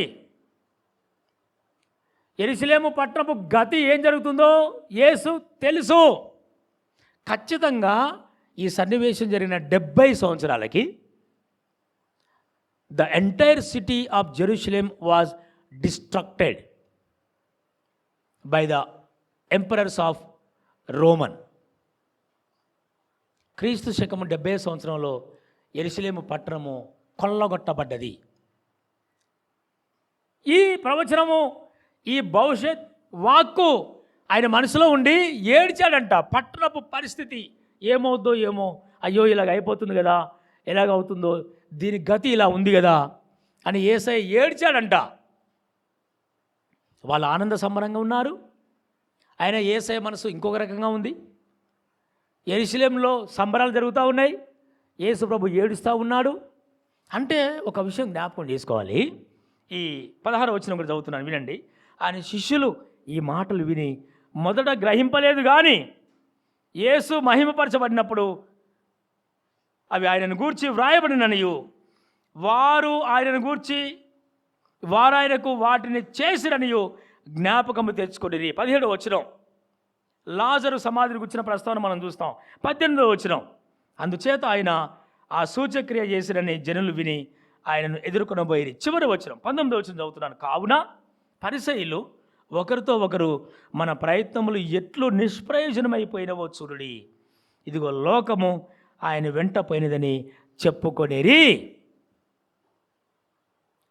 పరిసయ్యులకి శాస్త్రులకి ఎందుకు బాధ, అసూయ, కక్ష, ద్వేషము యేసయ్య అంటే వీళ్ళ వెంట ఉండే వారి సంఖ్య తగ్గిపోయింది, యేసయ్యని అనుసరించే వారి సంఖ్య పెరిగిపోయింది. ప్రేమ చూస్తూ ఉన్నారు, జాలి చూస్తూ ఉన్నారు, విజయం చూస్తూ ఉన్నారు, పోషణ చూస్తూ ఉన్నారు, ప్రత్యేకమైన శ్రద్ధ చూస్తూ ఉన్నారు.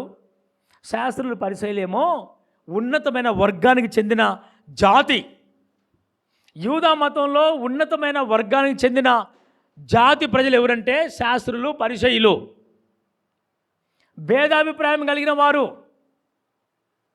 అంటరాని వారిగా ప్రజలు ఎంచుతూ ఉన్నారు.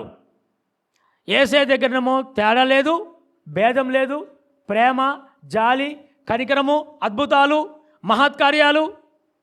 ఈ యూదుల దగ్గరనేమో ద్వేషము, అసూయ, అన్టచబిలిటీ, అప్రెషన్, కాలనైజేషన్, ఇవన్నీ యూదుల్లో ఉంటే దానికి భిన్నంగా యేసు ప్రభువులో ఉన్న లక్షణాలను బట్టి ప్రజలందరూ కూడా యేసుని అనుసరిస్తూ ఉంటే చివరి మాట ఎంత బాధపడుతున్నారో వీళ్ళు.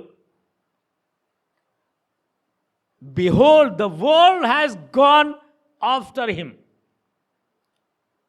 వీళ్ళ ప్రయత్నాలన్నీ కూడా పనికిరాని ప్రయత్నాలు అయిపోయినాయి. ఎన్ని ప్రయత్నాలు చేశారో. ఇంకోటి ఏంటంటే యేసు ప్రభు దగ్గర ప్రోత్సాహం దొరుకుతూ ఉంది, యేసు ప్రభు దగ్గర నెమ్మది దొరుకుతూ ఉంది. అసలు ఆయన గాడిద మీద ఎక్కి యెరూషలేములోకి ప్రవేశించిన ఉద్దేశమే సమాధానకరుడుగా, శాంతి ప్రదాతగా, శాంతినిచ్చేవాడుగా.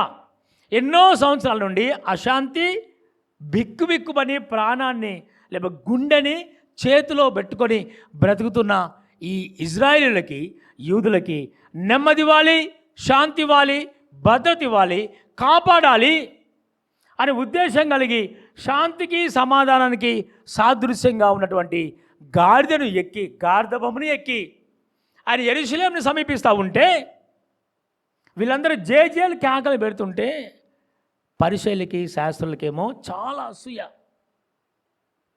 ఒక మాట జ్ఞాపకం చేసి నేను ప్రార్థన చేస్తాను.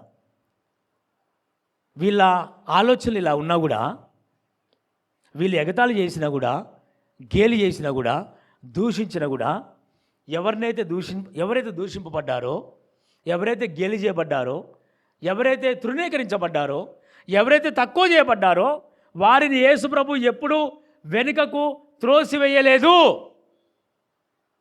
దానికి నిదర్శనమే ఈ గాడిదని ఎన్నుకోవటము. కనుగొన్నాడంట, ఆలోచన చేస్తున్నాడు, ప్రాకులాడాడు, ప్రయాసపడ్డాడు. ఒకవేళ ఎన్నికలేని జంతువు అయి ఉండొచ్చు, దాని ద్వారా సమాధానము ఇవ్వడం కోసం. ఎప్పుడైనా గాడిద అనుకుని ఉండొచ్చా? బహుశా రోడ్ల మీద మట్టలు పరిచారు, మట్టల మీద బట్టలు పరిచారు, దాని మీద గాడిదను ఎక్కించారు, గాడిద మీద మరలా బట్టలు పరిచారు, మళ్ళా బట్టల మీద యేసుని కూర్చోబెట్టారు, చుట్టంతా కూడా క్యారింతలు కొడుతున్నారు, చప్పెట్లు, కేకలు, జయము జయము, దేవుని పేరట వచ్చువాడు స్తుతింపబడునుగాక, ప్రభువు పేరట వచ్చువాడు స్తుతింపబడునుగాక. ఎంత అంగరంగ వైభోగంగా ఈ యొక్క ప్రొసెషన్ జరుగుతూ ఉంటే ఒకవేళ గాడిద ఏమనుకోవచ్చండి, అప్పటి వరకు బరువులు మోసి అప్పటి వరకు వారి చేత వీరి చేత దూషింపబడి ద్వేషింపబడి ఎగతాళి చేయబడి, ఏమండి ఎవరైనా గాడిద మన ఇంట్లోకి వస్తే, లేకపోతే మన వరండాలోకి వస్తే, గేట్ కాడికి వస్తే, రామ్మ గాడిద అని ప్రేమతో ఆహ్వానిస్తారా? మెచ్చుకుంటారా? దండలేస్తారా? చిన్న చూపు చూడబడుతూ సమాజంలో, కుటుంబంలో పని చేసినా కూడా తక్కువగా చూడబడుతూ, పేరు లేనిదిగా, ఎన్నిక లేనిదిగా, ఒక ప్రఖ్యాతి లేని జంతువుగా చూడబడుతున్న ఈ గాడిదని దేవుడు బహుగా హెచ్చించి ఘనపరిచి సమాధానము శాంతికి ఒక సూచనగా యెరూషలేము పట్టణానికి ప్రజలకు తెలియజేసి ఎంత ఉపయోగించుకున్నాడో, ఎంత ఓవర్స్టెడ్ చేశాడో ఈ వచనాల్లో మనం చూస్తాం. ఈ మాటలను బట్టి నీవు నేను ఈ పామ్ సండే సందర్భంగా ఏం జ్ఞాపకం చేసుకోవాలంటే, ఇన్ని సంవత్సరాలు మనం కుటుంబంలో ఒకవేళ వెలిచూపుగా చూడబడి ఉండొచ్చు, ఆఫీసులో చిన్నగా చూడబడి ఉండొచ్చు, కుటుంబంలో మనల్ని తక్కువ వారిగా ఎంచబడి ఉండొచ్చు, లేదంటే ఆఫీసులోనో, వ్యాపారంలోనో, సంఘంలోనో, సమాజంలోనో, గల్లీలోనో, లేకపోతే మండలము, రాష్ట్రము, జిల్లా మన నాయకత్వంలో మనని తక్కువగా చూస్తూ ఉన్నవారు ఉండి ఉండొచ్చు. మన మాట పట్టించుకొని వారు ఉండి ఉండొచ్చు. మనం పాట పాడినప్పుడు నవ్వేవారు ఉండి ఉండొచ్చు అండి. ప్రార్థన చేసినప్పుడు ఎగతాళి చేసేవారు ఉండి ఉండొచ్చు. లేదా మన నాయకత్వాన్ని అహర్నిశలు ఏలెత్తి పెట్టి చూపించేవారు ఉండి ఉండొచ్చు. ఏం నాయకత్వం అండి, ఏం పాటలండి, ఏం భాష అండి, ఏం కుటుంబం అండి, ఏం వ్యక్తి అండి. సూటిపోటి మాటలతోటి మనని, మన కుటుంబాన్ని, మన పిల్లల్ని, మన సమాజాన్ని కించపరిచే విధంగా చూస్తూ ఉన్నవారు ఉండి ఉండొచ్చు. Yet God is ready to having a look at you. మన వరకు, లేకపోతే మన కుటుంబం పట్ల, మన వ్యక్తిత్వం పట్ల, మన నాయకత్వం కొరకు, మన భక్తి కొరకు, మన ఆత్మీయ జీవితం కొరకు ఎదురు చూసేవాడు ఒక ఆయన ఉన్నాడు అనే విషయం జ్ఞాపకం చేసుకోవాలి. తల్ల వంచుకుందాం, కళ్ళు మూసుకుందాం, చిన్న మాట జ్ఞాపకం చేసుకుందాం, చిన్న మాట ప్రార్థన చేసుకుందాం. తల్ల వంచుకుందాం, కళ్ళు మూసుకుందాం, చిన్న మాట ప్రార్థన చేసుకుందాం, చిన్న మాట ప్రార్థన చేసుకుందాం. మట్టల ఆదివారం రోజున, పామ్ సండే రోజున ఎన్నో ప్రసంగాలు నీవు నేను విని ఉండొచ్చు. విన్న దగ్గర నుంచి ఇప్పటి వరకు ఒకవేళ నా మాటల్ని ఎవరు పట్టించుకోవట్లేదండి, నా గోడు ఎవరు వినట్లేదండి. ఇంట్లో వినట్లా, బయట వినట్లా, సహవాసంలో వినట్లేదు, కాలనీలో వినట్లేదు, జిల్లాలో, రాష్ట్రంలో, దేశంలో అసలు నా మాటకి విలువే లేదు, నా ప్రార్థనకి లెక్కే లేదు. నా ఆత్మీయ జీవితాన్ని గుర్తించేవారు ఎవరూ లేరు.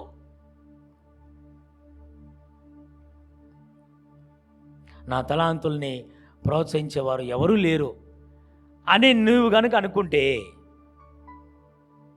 నేను అనుకుంటే, ఈ సమయంలో వాటన్నిటి మీద మనసు పెట్టేవాడు అటువంటి వ్యక్తులని కనుగొని, అటువంటి వ్యక్తులని ప్రోత్సహించి, అటువంటి వ్యక్తులను, కుటుంబాలను, ప్రాంతాలను ఎన్నుకొని గాడిదను ఎలాగూ గనపరిచాడు.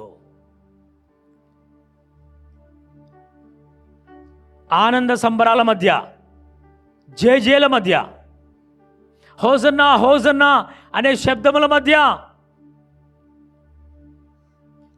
తక్కువ చూడబడ్డా, తక్కువ విలువ కలిగినటువంటి, ప్రజలు చిన్న చూపు చూసేటువంటి ఆ జంతువుని దేవుడు కనుగొన్నాడంట. చూడటం కాదు, కనుగొన్నాడంట. గణపరిచి యెరూషలేము వీధులలో దాని మీద కూర్చొని పట్టణానికి సమాధానం కలిగించి శాంతి కలిగించేవాడుగా ఆ జంతువుని వాడుకొని గణపరిచి ఆ యెరూషలేము జీవ ప్రవేశంలో, విజయ ఉత్సవంలో దేవుడు ఒక ప్రత్యేకమైన పాత్రగా, ఒక ప్రత్యేకమైన జంతువుగా, ఒక ప్రత్యేకమైన విధానంలో ఎలాగూ వాడుకున్నాడో, బలహీనంగా ఉన్న మనలను, కొరచూపుతో చూడబడుతున్న మనలను, ఎగతాళి చేయబడుతున్న మనలను, నీచంగా, హీనంగా నిందింపబడుతున్న మనలను, మన కుటుంబాలను, మన ప్రాంతాలను ఈరోజు దేవుడు కనుగొని ప్రత్యేకమైన శ్రద్ధ పెట్టి వాడుకొని ఘనపరిచి తన సాక్షిగా నిలవబెట్టుకోవాలని ఆశపడతా ఉన్నాడు అనే మాట నువ్వు జ్ఞాపకం చేసుకోవాలి. తల ఉంచుకొని కళ్ళు మూసుకొని కొన్ని సెకండ్లు ఆలోచన చేస్తావా? మన దేవుడు తృణీకరించేవాడు కాదు, మన దేవుడు ఎగతాళి చేసేవాడు కాదు, మన దేవుడు నిందల పాలు చేసేవాడు కాదండి. ఒకవేళ గాయపరచబడుతూ ఉండొచ్చేమో ఇంట్లో, నిందింపబడుతూ ఉండొచ్చేమో ఇంట్లో, దూషింపబడుతూ ఉండొచ్చేమో ఇంట్లో, తక్కువగా చూడబడుతుండొచ్చేమో ఇంట్లో. ప్రార్థన చేస్తున్నప్పుడు, బైబిల్ చదువుతున్నప్పుడు, డ్యూటీకి వెళ్తున్నప్పుడు, వ్యాపారంలో ముందుకెళ్తున్నప్పుడు, ఒక మంచి నాయకత్వాన్ని స్థాపించాలి, స్థిరపరచాలి అని ప్రణాళిక వేసుకొని ముందుకెళ్తున్నప్పుడు స్నేహితులు, బంధువులు, ఇరుగు పొరుగు వారు, లేదా కొన్నిసార్లు కుటుంబ సభ్యులే, రక్త సంబంధులే కొన్నిసార్లు గాయపరిచే మాటలు, దూషించే మాటలు, నిందల పాలు చేసే మాటలు మాట్లాడుతూ ఉండొచ్చేమో. Nothing to worry, nothing to worry. There is no need for you to be frightened of those words. There is no need for you to be blamed by your family members. You need to remember that one person is there who has been watching over for your leadership, for your prayers, for your singing, for using your talents for his name's sake. ఒక ఆయన ఉన్నాడని నువ్వు జ్ఞాపకం చేసుకో. ఆయనే 2025 ఏళ్ల క్రితము మెస్సియాగా భూలోకానికి వచ్చాడు, యేసుగా అవతరించాడు, రక్షకుడుగా 33.5 సంవత్సరాలు బ్రతికాడు, 3.5 సంవత్సరాలు పరిచయం చేశాడు. ఆయన మరణానికి ముందు పామ్ సండే రోజున, ఆయన మరణానికి ముందు హోలీ వీక్లో, ఆయన మరణానికి ముందు ప్యాషన్ వీక్లో ఎన్నిక లేని జంతువుని ప్రోత్సహించి కనుగొని తీసుకొని వచ్చి ఘనపరిచి యెరూషలేము పట్టణ ప్రజలకందరికీ పరిచయం చేసి శాంతినిచ్చే రాజుగా, సమాధానం అందించే ఒక రాజుగా ఆయన ప్రజలకు తెలియజేయబట్టానికి ఆ జంతువుని వాడుకున్నాడు. ఒక జంతువునే వాడుకున్న దేవుడు, ఒక జంతువు కోసం ఆరాటపడ్డ దేవుడు, నోరు లేని మూగ జీవైన ఒక జంతువుకే అంత ఘనత ఇచ్చినప్పుడు ఆయన కోసం ప్రార్థన చేస్తూ, కానుకలు ఇస్తూ, జీవితాన్ని సమర్పించుకొని, టైం హెచ్చించి, ఆదివారం మందిరానికి వచ్చి ఒక ప్రత్యేకమైన జీవితం జీవించే నీకు నాకు దేవుడు ఘనత ఇవ్వడా? దేవుడు వాడుకోడా? ఘనపరచడా? ఆశీర్వదించడా? తప్పకుండా ఆశీర్వదిస్తాడు. చిన్ని ప్రార్థన చేద్దామా మనసులో? యేసయ్యా, ఆనాటి మట్టలాదివారం రోజున నోరు లేని మూగ జంతువుని నువ్వు కనుగొని ప్రత్యేకమైన స్థానం ఇచ్చి ఎంతో ఘనపరిచి, నాయనా మీ నామ ఘనత కొరకు వాడుకున్నావే. ఈరోజు ప్రభువా, నన్ను, నా కుటుంబాన్ని నా పిల్లలను, నా ప్రాంత ప్రజల్ని నువ్వు వాడుకోవా ప్రభువా, ప్రోత్సహించవా అయ్యా, ఘనపరచవా అని నువ్వు ప్రార్థన చేస్తే దేవుడు తప్పకుండా నిన్ను వాడుకుంటాడు. తృణీకరించే దేవుడు మన దేవుడు కాదండి. గాయపరిచే దేవుడు మన దేవుడు కాదండి. త్రోసిపుచ్చే దేవుడు మన దేవుడు కాదు. నీ స్నేహితులు నిన్ను తక్కువ అంచనా వేస్తారేమో, నీ బంధువులు నిన్ను తృణీకరిస్తారేమో, నీ తోబుట్టువులు దూషణ మాటలు మాట్లాడతారేమో, నీ ఆఫీసులో, స్కూల్లో, కాలేజీలో ఎగతాళి చేసి మాట్లాడతారేమో. He is not the God who always tries to blame you, put you in troubles. ఎప్పుడు నిందించి గేలి చేసి ఇబ్బందులు పాలు చేసే దేవుడు మన దేవుడు కాడు, మన దేవుడు కాడు. దేవా, నన్ను వాడుకోవా, నన్ను గుర్తించవా, నన్ను కనుగొనవా. ఈనాటి మట్టల ఆదివారం రోజున, ఈనాటి పామ్ సండే రోజున నన్ను, నా కుటుంబాన్ని, పిల్లలను, నా సావాసాన్ని, నా ప్రాంతాన్ని అయ్యా నువ్వు ప్రత్యేకంగా దృష్టించవా అని నువ్వు అడిగితే ఆయన వాడుకుంటాడు, ఓదారుస్తాడు, ఘనపరుస్తాడు. ఆయన నామ ఘనత కొరకు నిన్ను, నీ పిల్లలను, నీ కుటుంబాన్ని దృష్టిస్తాడు, ప్రత్యేకిస్తాడు. ఒక మంచి స్థానంలో నిన్ను వాడుకుంటాడు. ప్రేమగల తండ్రి, మీకు వందనాలయ్యా, స్తోత్రం చెల్లిస్తా ఉన్నాం.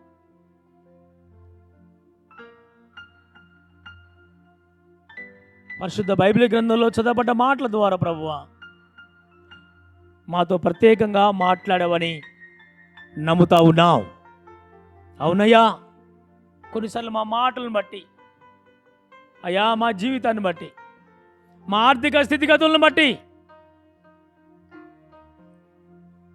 మా అంద వికారత్వం బట్టి, మా నోరును బట్టి ప్రభువా, మా జీవిత విధానాన్ని బట్టి సమాజము, సంఘము, సహవాసము, కొన్నిసార్లు రక్త సంబంధులే, స్నేహితులే, తోబుట్టువులే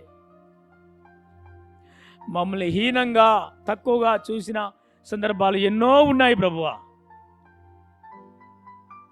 ఎవరు హీనంగా చూసినా, ఎవరు తక్కువ అంచనా వేసినా కూడా, ఎవరు చిన్న చూపు చూసినా కూడా, ఎవరు బలహీనులుగా ఎంచినా కూడా, నీవు మాత్రము మమ్మల్ని గేలి చేసి చిన్న చూపు చూసే దేవుడు కాదు.